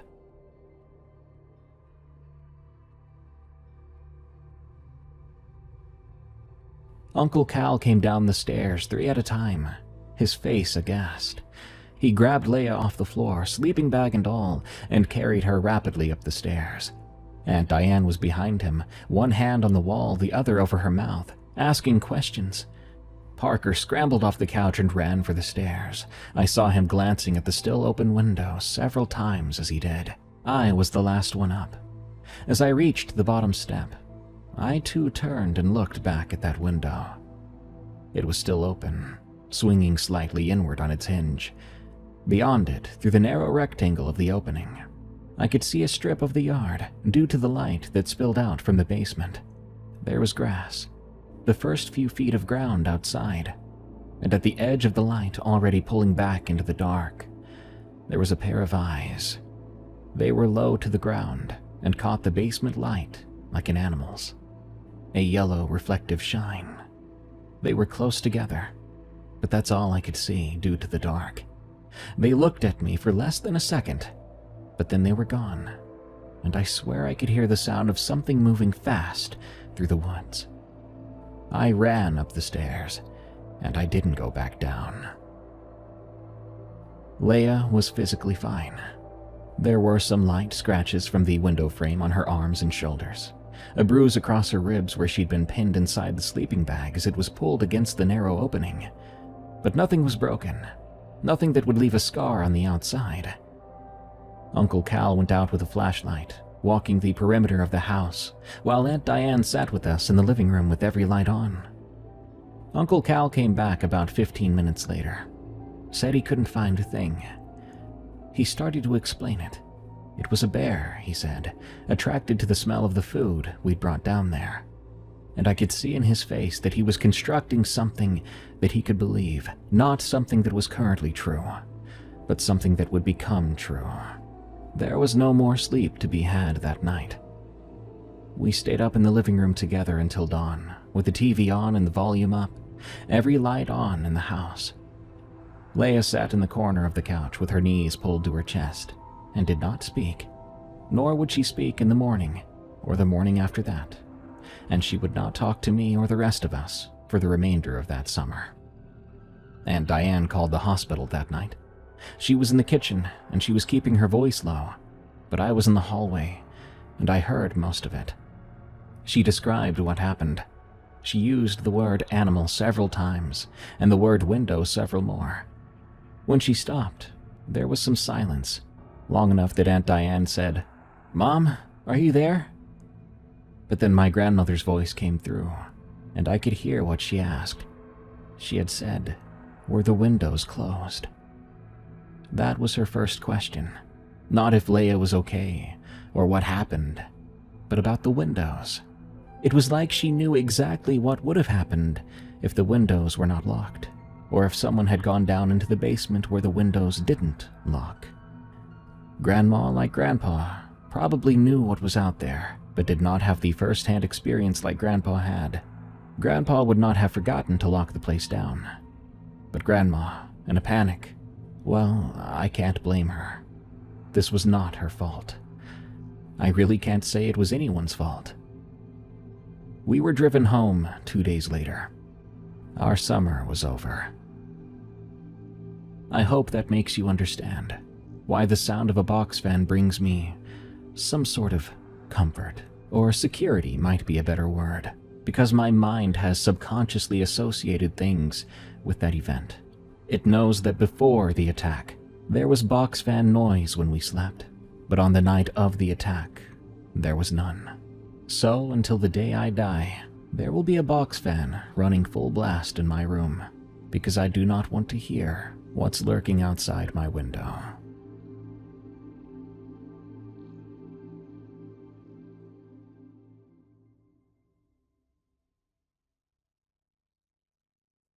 What in the world was that? What kind of creature resembles a thin and sickly werewolf, but can fit through a thin window to drag away children? This story is going to give me nightmares for weeks to come. Good night. Thank you all so much for joining me on my podcast here, called Unexplained Encounters. I'm your host, Darkness Prevails. You can listen to and review Unexplained Encounters on your favorite podcast app, such as Spotify or Apple Podcasts and so on. It's super helpful. You can find all my narrations on YouTube at Darkness Prevails. Until next time, everyone, stay safe out there and stay creepy, because this world is a strange one. Hi, welcome to Dead and Roasted. What can I get you? Sometimes being American is so boring, what with my gold hockey medal and 1,200 calorie breakfasts. So I'm happy to say that I have a fun episode for you today that immerses us in a story straight from Scotland. A story about a man working to feed his family, but must endure the most hellish road in the world. This story, from One with the Contour, is titled The Drove Road. This is a tale from the break room. And you can find Tales from the Break Room on Spotify and Apple Podcasts, or your favorite podcast app. Follow us and leave us a rating if you like us. Thank you. My father was a livestock haulier in the Scottish Highlands for 31 years. He moved sheep and cattle between farms and markets across some of the most remote country in Britain, driving roads that don't appear on most maps, in weather that would keep sensible people indoors. In all that time, he only ever refused one route. If a contract required the B road between Kinloch Moor and Cannock, he passed it to another driver and took the financial hit. And if you asked him why, he would change the subject so fast, you'd find yourself talking about football or the price of diesel before you realized what happened. He did this for 3 decades, and in those 3 decades, he explained himself exactly once. On the second to last night of his life, no less, in a hospital room in Inverness in the winter of 2004. 30 years of Richmond Super Kings had turned his lungs into something that could barely process air, and the man in that bed was so far from the man I grew up with that I had to remind myself more than once that they were the same person. He'd lost 4 stone. His skin had gone the color of dishwater. He breathed through a mask that fogged over with each exhale and cleared just enough between breaths to show his mouth moving underneath. And most of what he said in those final days was fragmented, drifting, half dissolved by morphine and exhaustion. But on that second to last night, when I was sitting beside his bed during a late visit, because my mum had gone home to sleep and someone needed to be there, he turned his head on the pillow and looked at me with perfect clarity, saying, "Close the door." I closed it. He said to me, "Sit down." And so I sat. He then told me about the Drove Road, and he told it from beginning to end in a level and steady voice. But his eyes stayed fixated on the ceiling the entire time, like he was reading the story off the tiles. He talked for about an hour. When he was done, he closed his eyes for some time. I sat there, wordless, because there was nothing adequate to reply with. He died the following morning at 6:30. I was in the corridor getting coffee from the machine when it happened. That became one of those details that really shouldn't matter, but now I can't stop thinking about. Why was I grabbing coffee? Did it really matter? I've never repeated what he told me that night, but I am going to now. I'm 57 years old now, and this story deserves to be told. Also, as a note before I begin, I've changed all instances of kilometers to miles. I've spent most of my life in America at this point, and I know most people reading this will likely be American too. My father, Alistair, grew up in a village near Bewley, about 12 miles west of Inverness. He left school at 15. School wasn't producing results for anyone involved, and he got work on farms around the Glen, which in the Highlands in the late 1950s was less a career choice than a gravitational inevitability. He was good with animals, and good with engines too, but not particularly good with people, which is a combination that either makes you a mechanic or a haulier. When he got his HGV license at 20, he found that driving a loaded truck through empty landscape for hours at a stretch suited him quite well. He bought a second-hand Bedford TK from a dealer in Dingwall, and a livestock trailer from a farmer in Muir of Ord who was getting out of sheep. And by his mid-20s, he was making a decent living moving animals around the north of Scotland. Livestock haulage is unglamorous work, and I won't dwell on it long, but you need to understand a few things to follow what happened. A haulier's reputation depends on delivering animals in the same condition he collected them. Stressed sheep lose weight, panicked sheep trample each other. A bruise on a ewe's flank or a limp that wasn't there at loading is a mark against the driver, and enough marks mean farmers stop calling. My father was careful. He checked his trailer before every job. The floor, the walls, partition gates, bolts and hinges and welds. You see, a loose fitting or a sharp edge in a livestock trailer is a liability, and because he took a workman's pride in doing the job properly, he checked it thoroughly.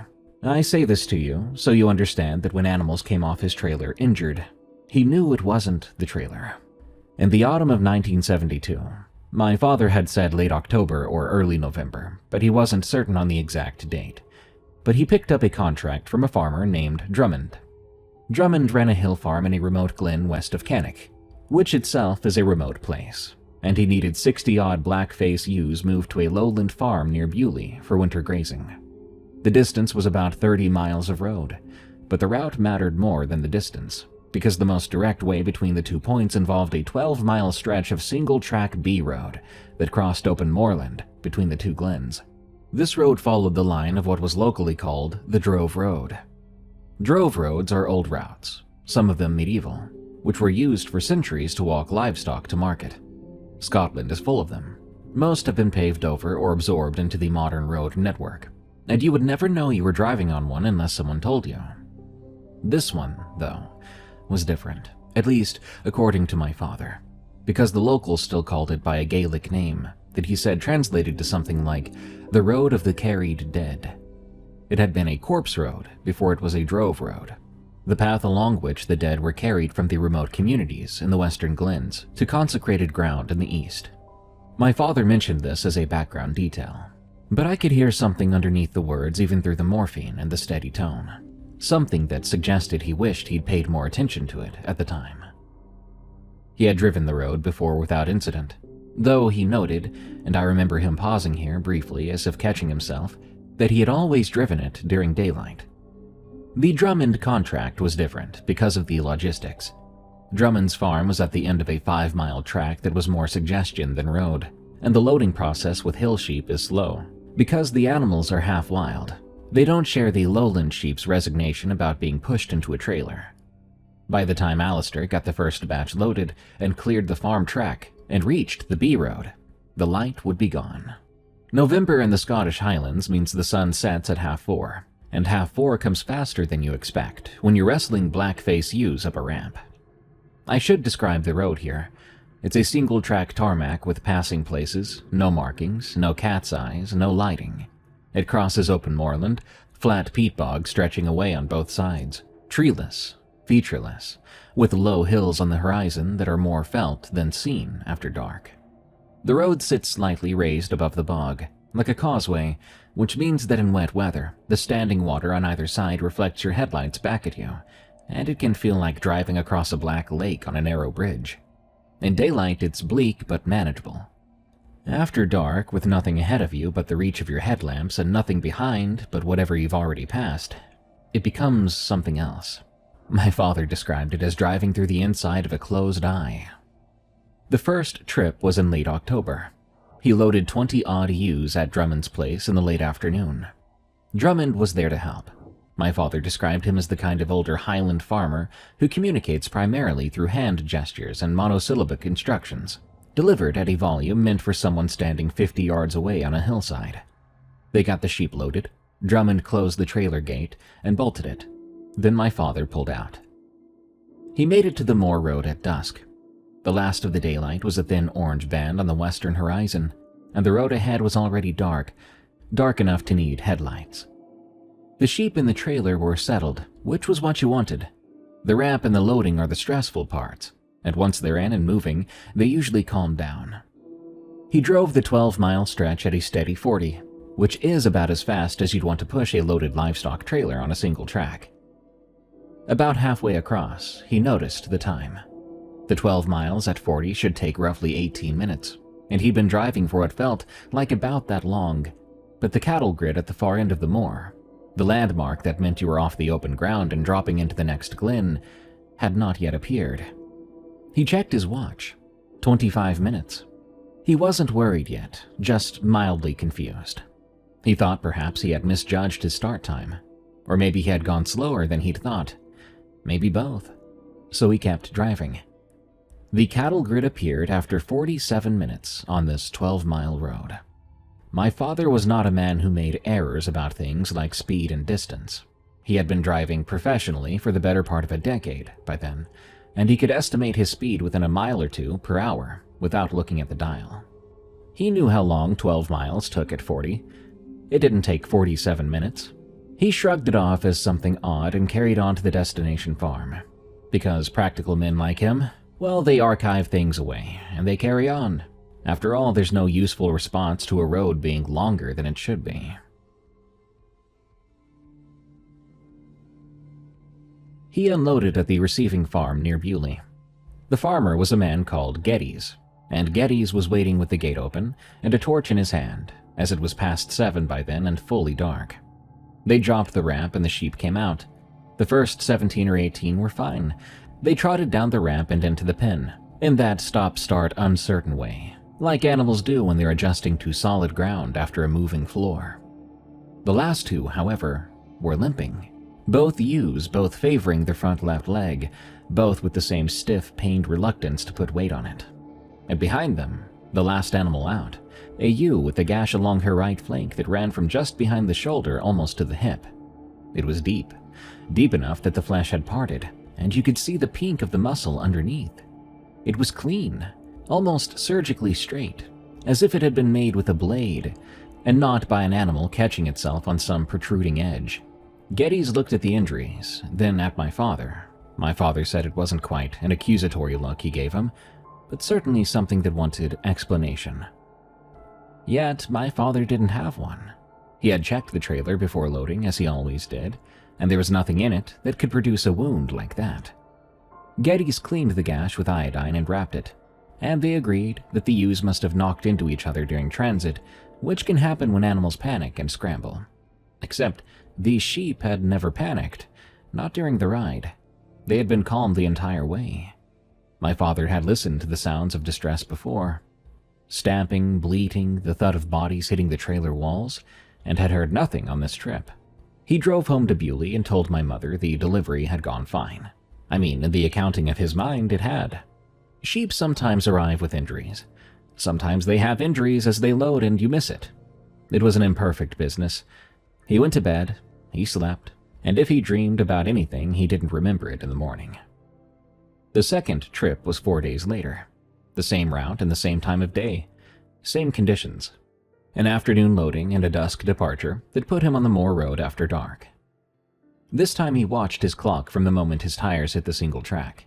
He drove at a careful, consistent 40, and he did not speed up or slow down, and he counted the minutes. The 12-mile crossing took 44 minutes, which at 40 miles per hour is a distance of just over 29 miles. The road was 12 miles long. He had just driven 29. He said nothing about this to anyone. It didn't make sense. He didn't want to dwell on it. Perhaps there was an error. If it was an error, it was not in his equipment, though. It had to be on the road. Perhaps the signs, perhaps something. He didn't know. At the Geddes farm, they unloaded. 3 ewes were injured this time. all with the same clean lacerations on the left side of the body, like something in the trailer was making a single cut across each animal at the same height and from the same direction. And there was one more, too. She was standing at the back of the trailer, facing the wall when they opened the gate. She didn't move when the others filed out, and when Geddes climbed in, coaxing her to turn around, he stepped back and said something under his breath in Gaelic that my father didn't catch. The poor thing's left eye was gone. The socket was open and empty and clean, like the eye had been lifted out by a surgeon, not torn or burst, and there was almost no blood. Maybe some thin, dry residue on the wool below the socket, but that's it. The ewe stood there and looked at them with her remaining eye, and she was calm. Entirely, horribly calm. My father wondered if it was adrenaline caused by the pain and fear. He and Geddes stood in the yard with a torch beam on that empty socket, and they didn't talk as they observed. Eventually, Geddes said it must have been a bolt, maybe a rough edge in the trailer, something the ewe had pressed her face against. My father knew every surface in that trailer down to the inch, and there was nothing that could do what had been done.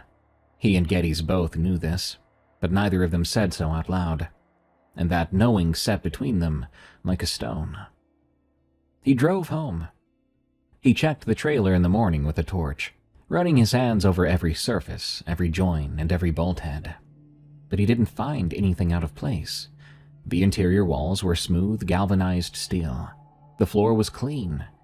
He couldn't even find blood anywhere, which itself was messed up.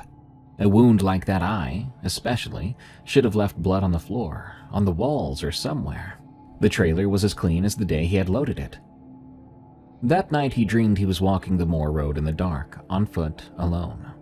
There was something behind him matching his pace step for step, with a half-second delay, so that each of his footfalls produced an echo that was not quite an echo, as it came from the wrong direction. He walked for hours, and the road did not end. He woke up in his bed, with his heart going a mile a minute, and my mom asleep beside him. He told himself it was a dream. Then he went downstairs and found his work boots by the front door, with black peat mud on the soles. He stood there in the kitchen in the early light and looked at those boots. You see, he did not own peat land, and he had not gone outside as far as he could remember. My father nearly refused the third run. He phoned Drummond and said he was busy, which was a lie. November was slow, and he had no other contracts that week. Drummond offered more money, and my father said it wasn't the money. Drummond then cleared his throat and asked, "Your wife's expecting, isn't she?" And my father said yes. My mother was 6 months pregnant with me at the time, a detail I've never been able to sit comfortably with. Drummond then explained how he needed the work, and so offered him double the rate. My father said no, so Drummond said something else. My father repeated it to me in the hospital, exactly as he remembered it, and I'll do that for you as well. Drummond had said, "You've been across 3 times now, Alistair. Twice there, once back empty. That's 3 crossings of a road that wants 4. You think it matters whether you're driving it? You walked it last night in your sleep. It'll have you walking it every night until you finish what you started, or until it finishes for you." My father asked how Drummond knew about the walking, but he didn't answer that. Instead, he said, "Finish the contract. 4 loaded crossings, that's a full drove. That's what the road wants. Leave it at 3, and that there's unfinished business. And that road has been collecting unfinished business since before your grandfather's grandfather was born." My father took the job. I don't know why. He didn't explain his reasoning to me, and I've spent 2 decades considering the possibilities, and I still can't settle on one. The money was part of it. We were not well off, and a baby was coming. Double rate for a day's work was not something he could dismiss easily. But obviously it was more than that. I think Drummond's mention of the sleepwalking frightened him in such a way. It confirmed that what was happening was not contained to the road. It was following him home. The peat on his boots, the dreams, the road reaching into his house while he slept. If Drummond was right, then driving the road again was not adding to the danger. The danger was already present, accumulating, and the only way to discharge it was to complete the crossing, give the road what it wanted.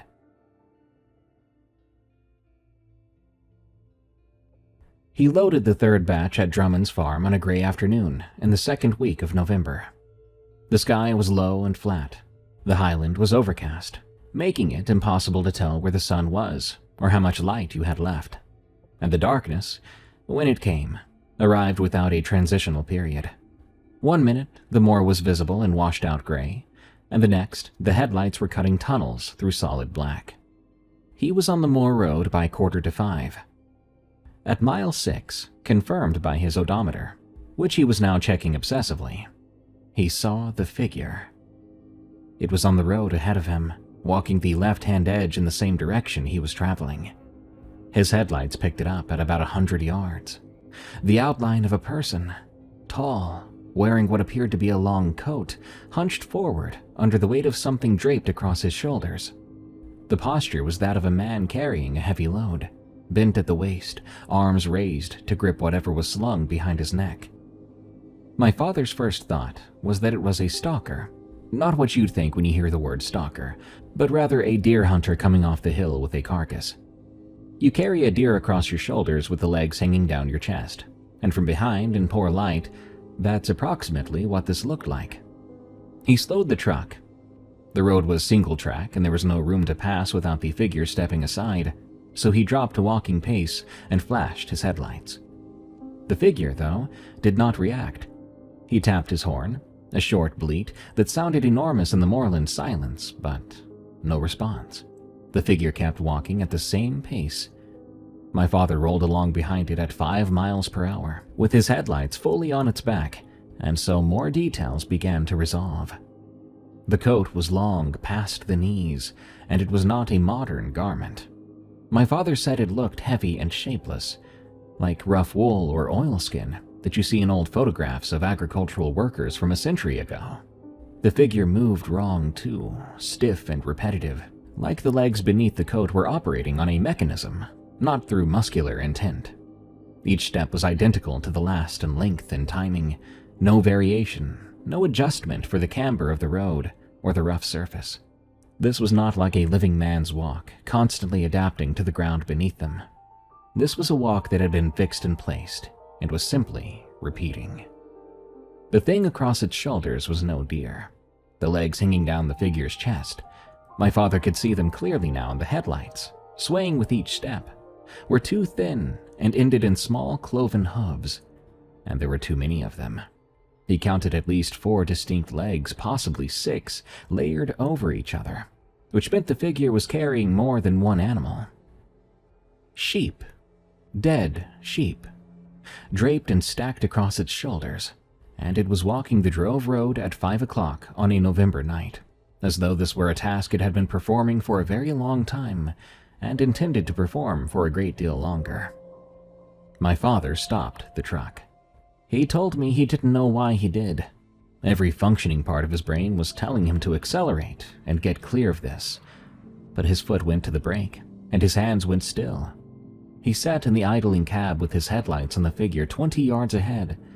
He couldn't look away from it, and he couldn't move. He said it was like the road was holding him there, like he was trapped in some unseen current. Some unseen force had interposed itself and had told him to wait. The sheep in the trailer then started screaming. My father used that word specifically, and I'll use it here. He was a man who had spent his adult life around livestock. He knew the full range of sounds they make, and what came out of that trailer was not bleating and was not distress calls. It was a sound he had never heard from sheep before, and he said it was the sound of animals who knew, in whatever limited way that sheep could know anything, that something was present that was fundamentally incompatible with their being alive. The sound broke whatever was holding him. He released the brake, put the truck in second, and floored the accelerator. The Bedford lurched past the figure on the narrow road, doing 50 on a surface that was barely safe at 30. As he passed, he looked to his left through the driver's side window, and the figure was there, close enough that he could have reached out and touched it if the glass hadn't been between them. He saw its face then. My father described this once.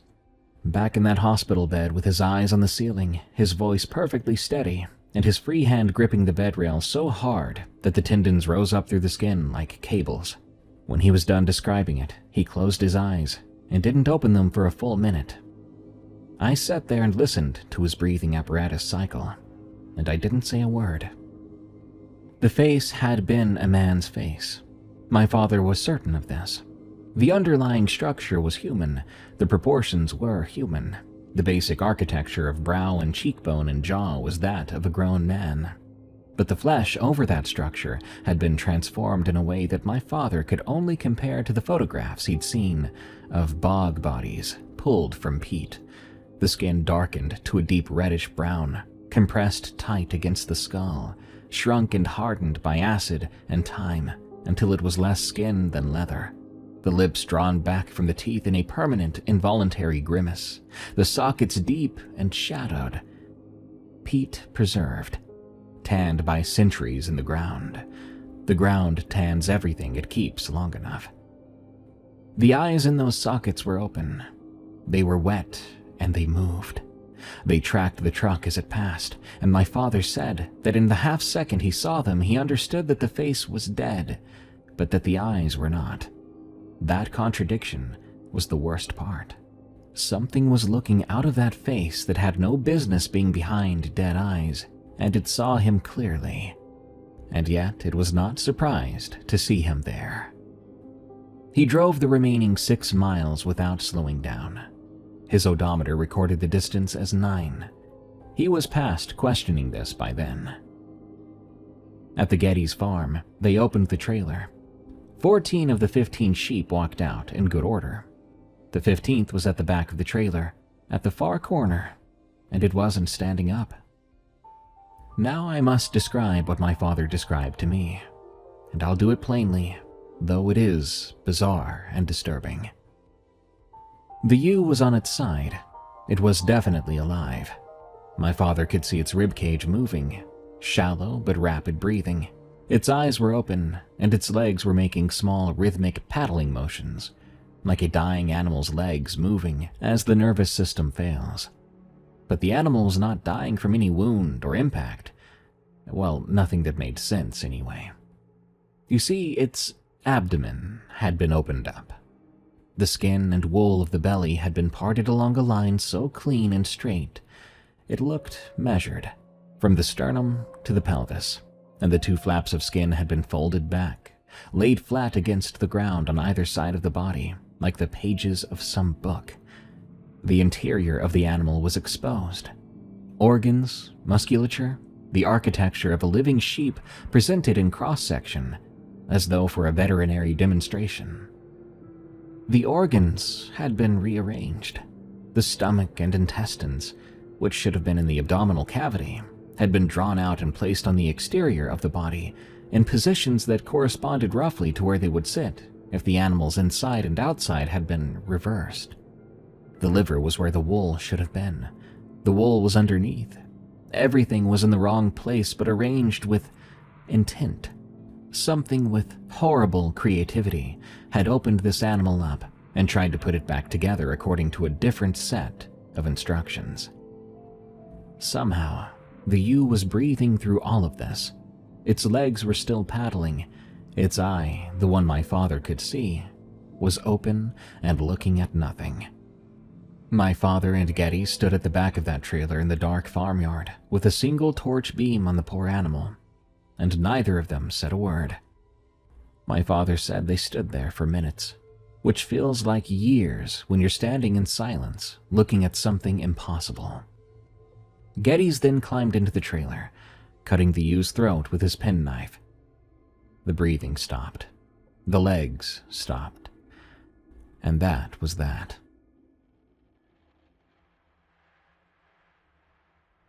They dragged the remains out of the trailer, burying them behind the farm buildings in the dark, working by torchlight.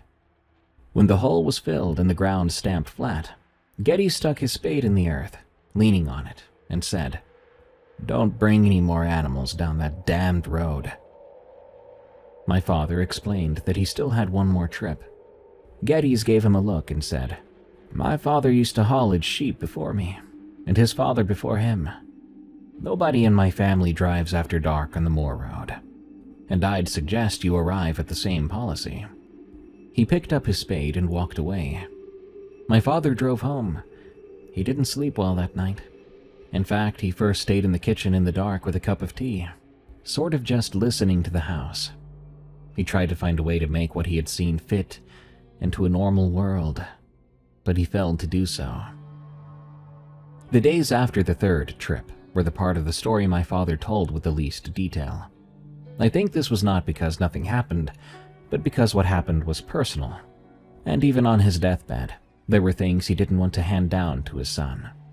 He said he felt different, that food had lost its familiar taste. Even the reflection in the bathroom mirror seemed delayed or lagged by the smallest fraction of a second, but he could feel it. And he had dreams every night. The Moor Road, footsteps behind him, the walk that didn't end, and every morning, the boots were by the door with fresh peat on the soles. My mother noticed. She was not an easily frightened woman, but my father said she had begun watching him with a quality of attention associated with waiting rooms. Patient, alert, braced for any kind of news. One evening she told him he smelled different. He asked what she meant. She said she could not describe it, except that it wasn't him. The smell of his very skin had changed, and she looked afraid, likely because my father wasn't sick. And if he was, that would be treatable. This wasn't. Drummond eventually called. One more trip, the final batch. 15 ewes, finish the contract, finish the drove, and be done. My father said yes. Drummond's warning was the last thing my father heard before he pulled out of the farm track onto the B road for the final time. They'd loaded the 15 ewes in near silence, working quickly in the afternoon light, and as my father climbed into the cab, Drummond put his hand on the doorframe, and he held it there so that the door couldn't close. He looked my father dead in the eye, and he said, "Don't stop. Whatever you see on that road, don't stop the truck. If it stalls, you stay in the cab. Do not put your feet on that road after dark." My father asked what would happen if he did. Drummond took his hand off the doorframe and said, "Then you'll join the drove." He stepped back, and my father closed the door. That was the last time the two men spoke. It was 3:30 when he reached the B road. Sunset was at 4:30.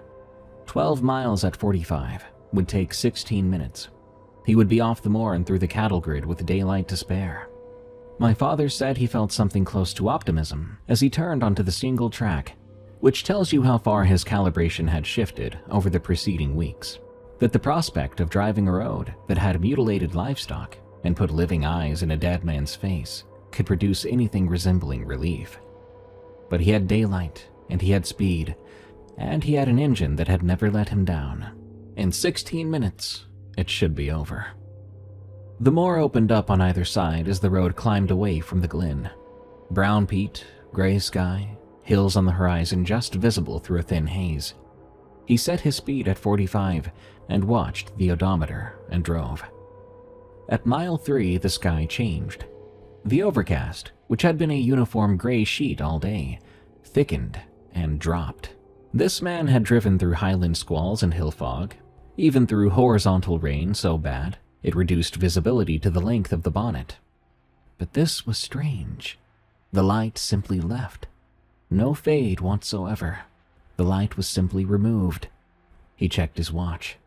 3:50. The sunset should not have been for another 40 minutes. The dark had come early, and it came all at once. There was nothing natural about this. He pressed his accelerator. The engine responded, but the truck felt heavy suddenly. Sluggish, laboring, like it was having trouble pulling the additional weight of the trailer now. The temperature gauge, which normally sat comfortably in the middle third of its range, began to climb. He was doing 45 by the speedometer, but the sensation of speed was wrong too. The road ahead unspooled in his headlights at a pace that felt closer to 30. Mile 6. The halfway point on a 12-mile road, except by now he had no faith that that road was 12 miles. He drove and he watched the odometer count, and he kept his hands tight on the wheel. The sheep in the trailer stayed silent.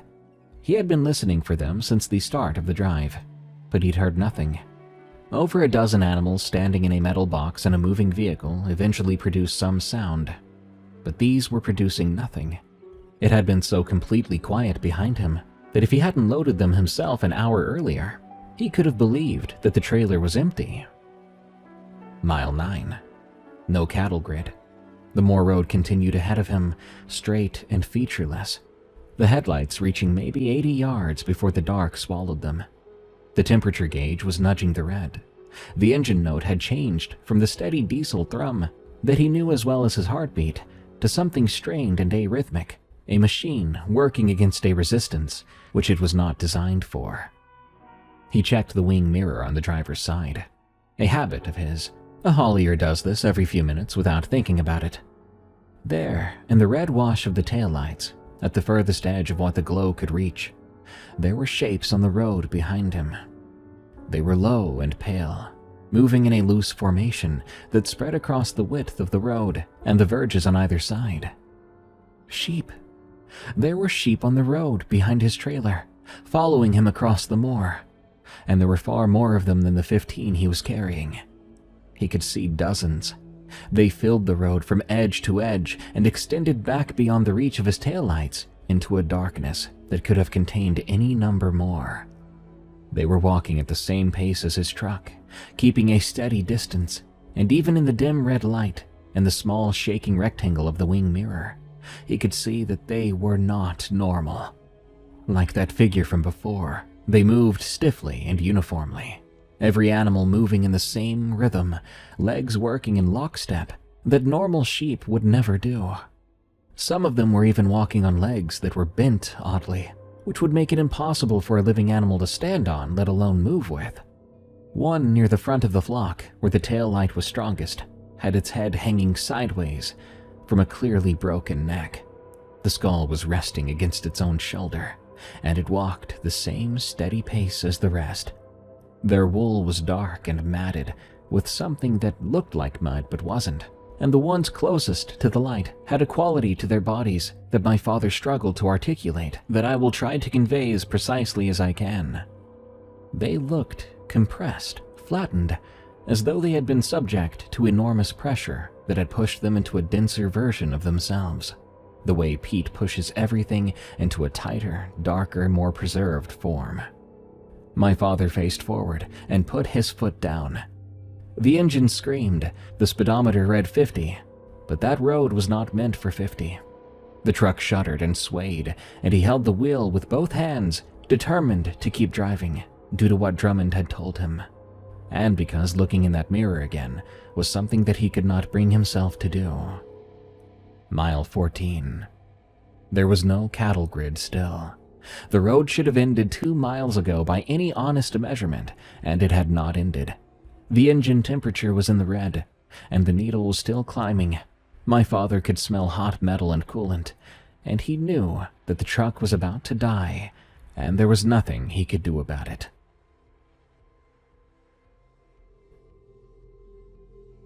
It died at mile 15.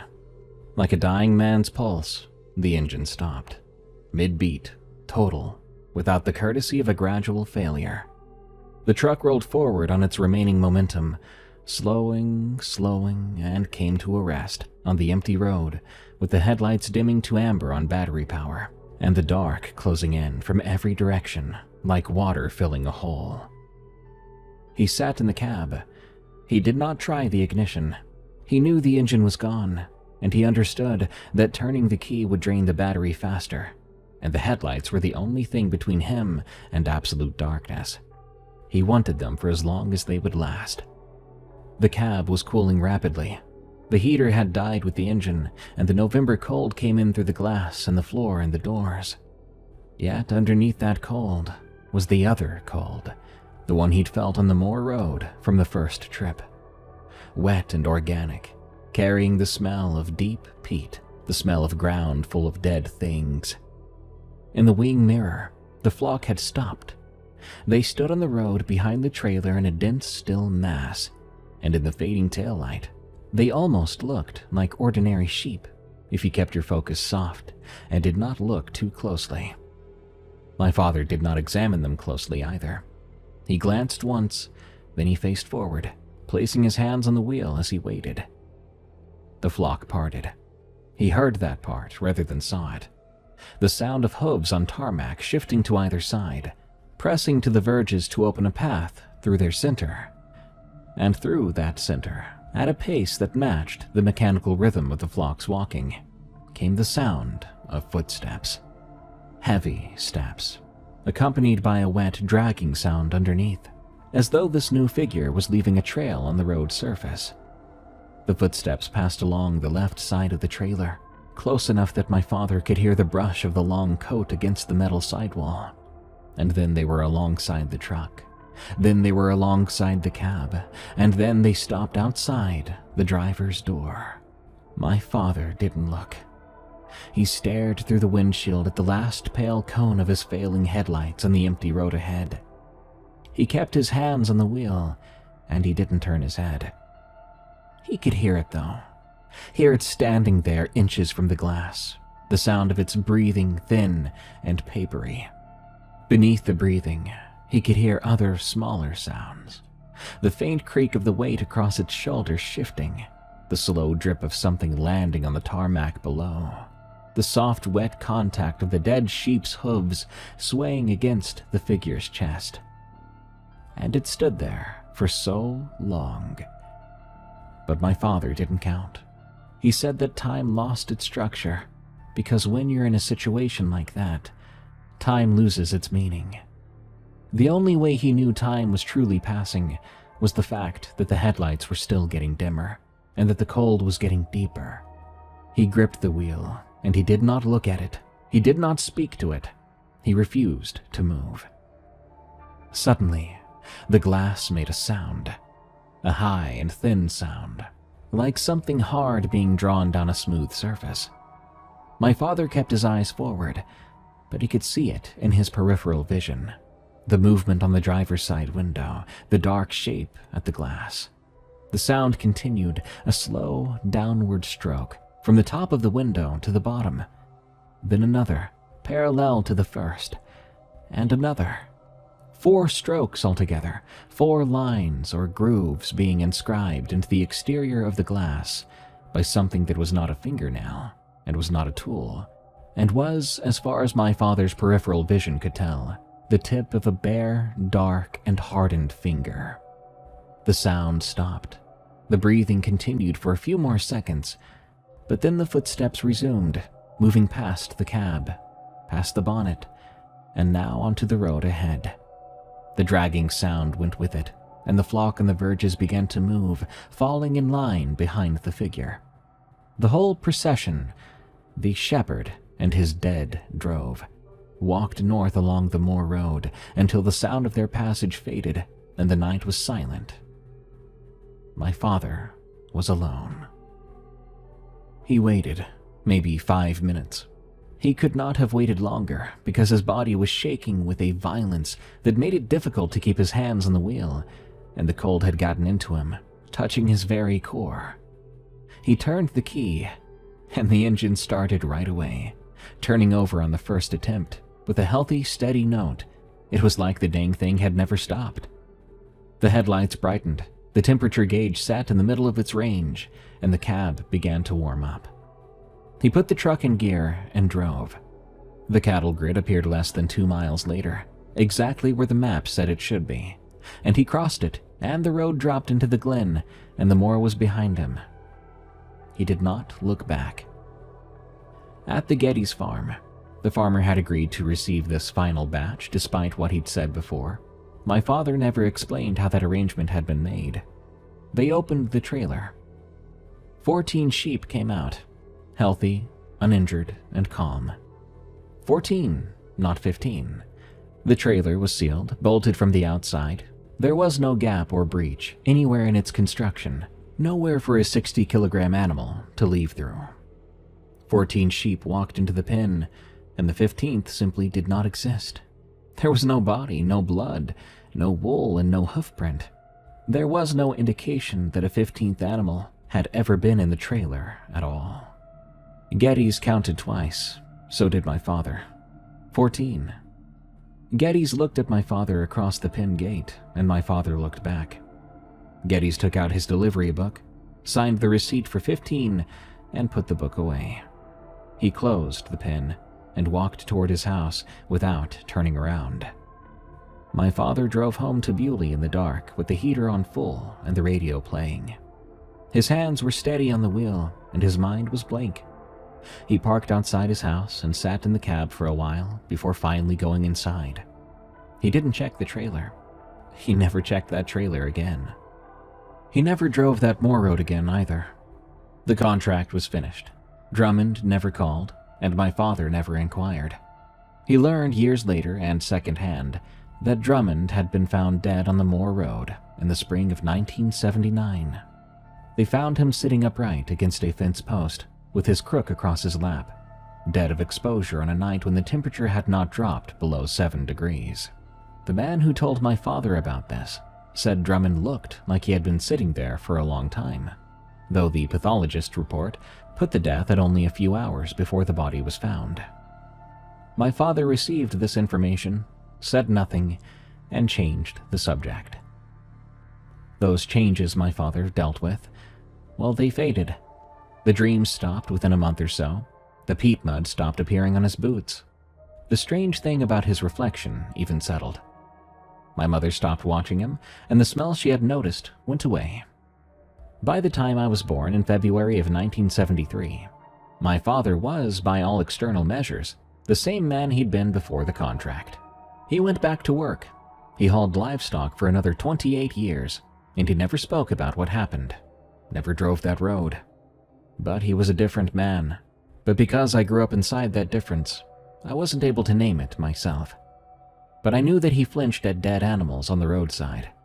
Not the typical grimace that you might make, but a full-body recoil, a jerk of the head away, as though the sight was physically painful. He wouldn't walk on unpaved ground after dark, which in the rural highlands is a significant constraint, and if circumstances forced it, he moved with a rigid, mechanical haste that I now recognize as a man trying to spend as little time as possible with his feet on open earth.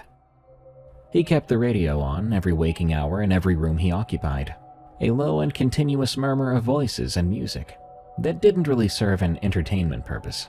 He really didn't listen to it himself.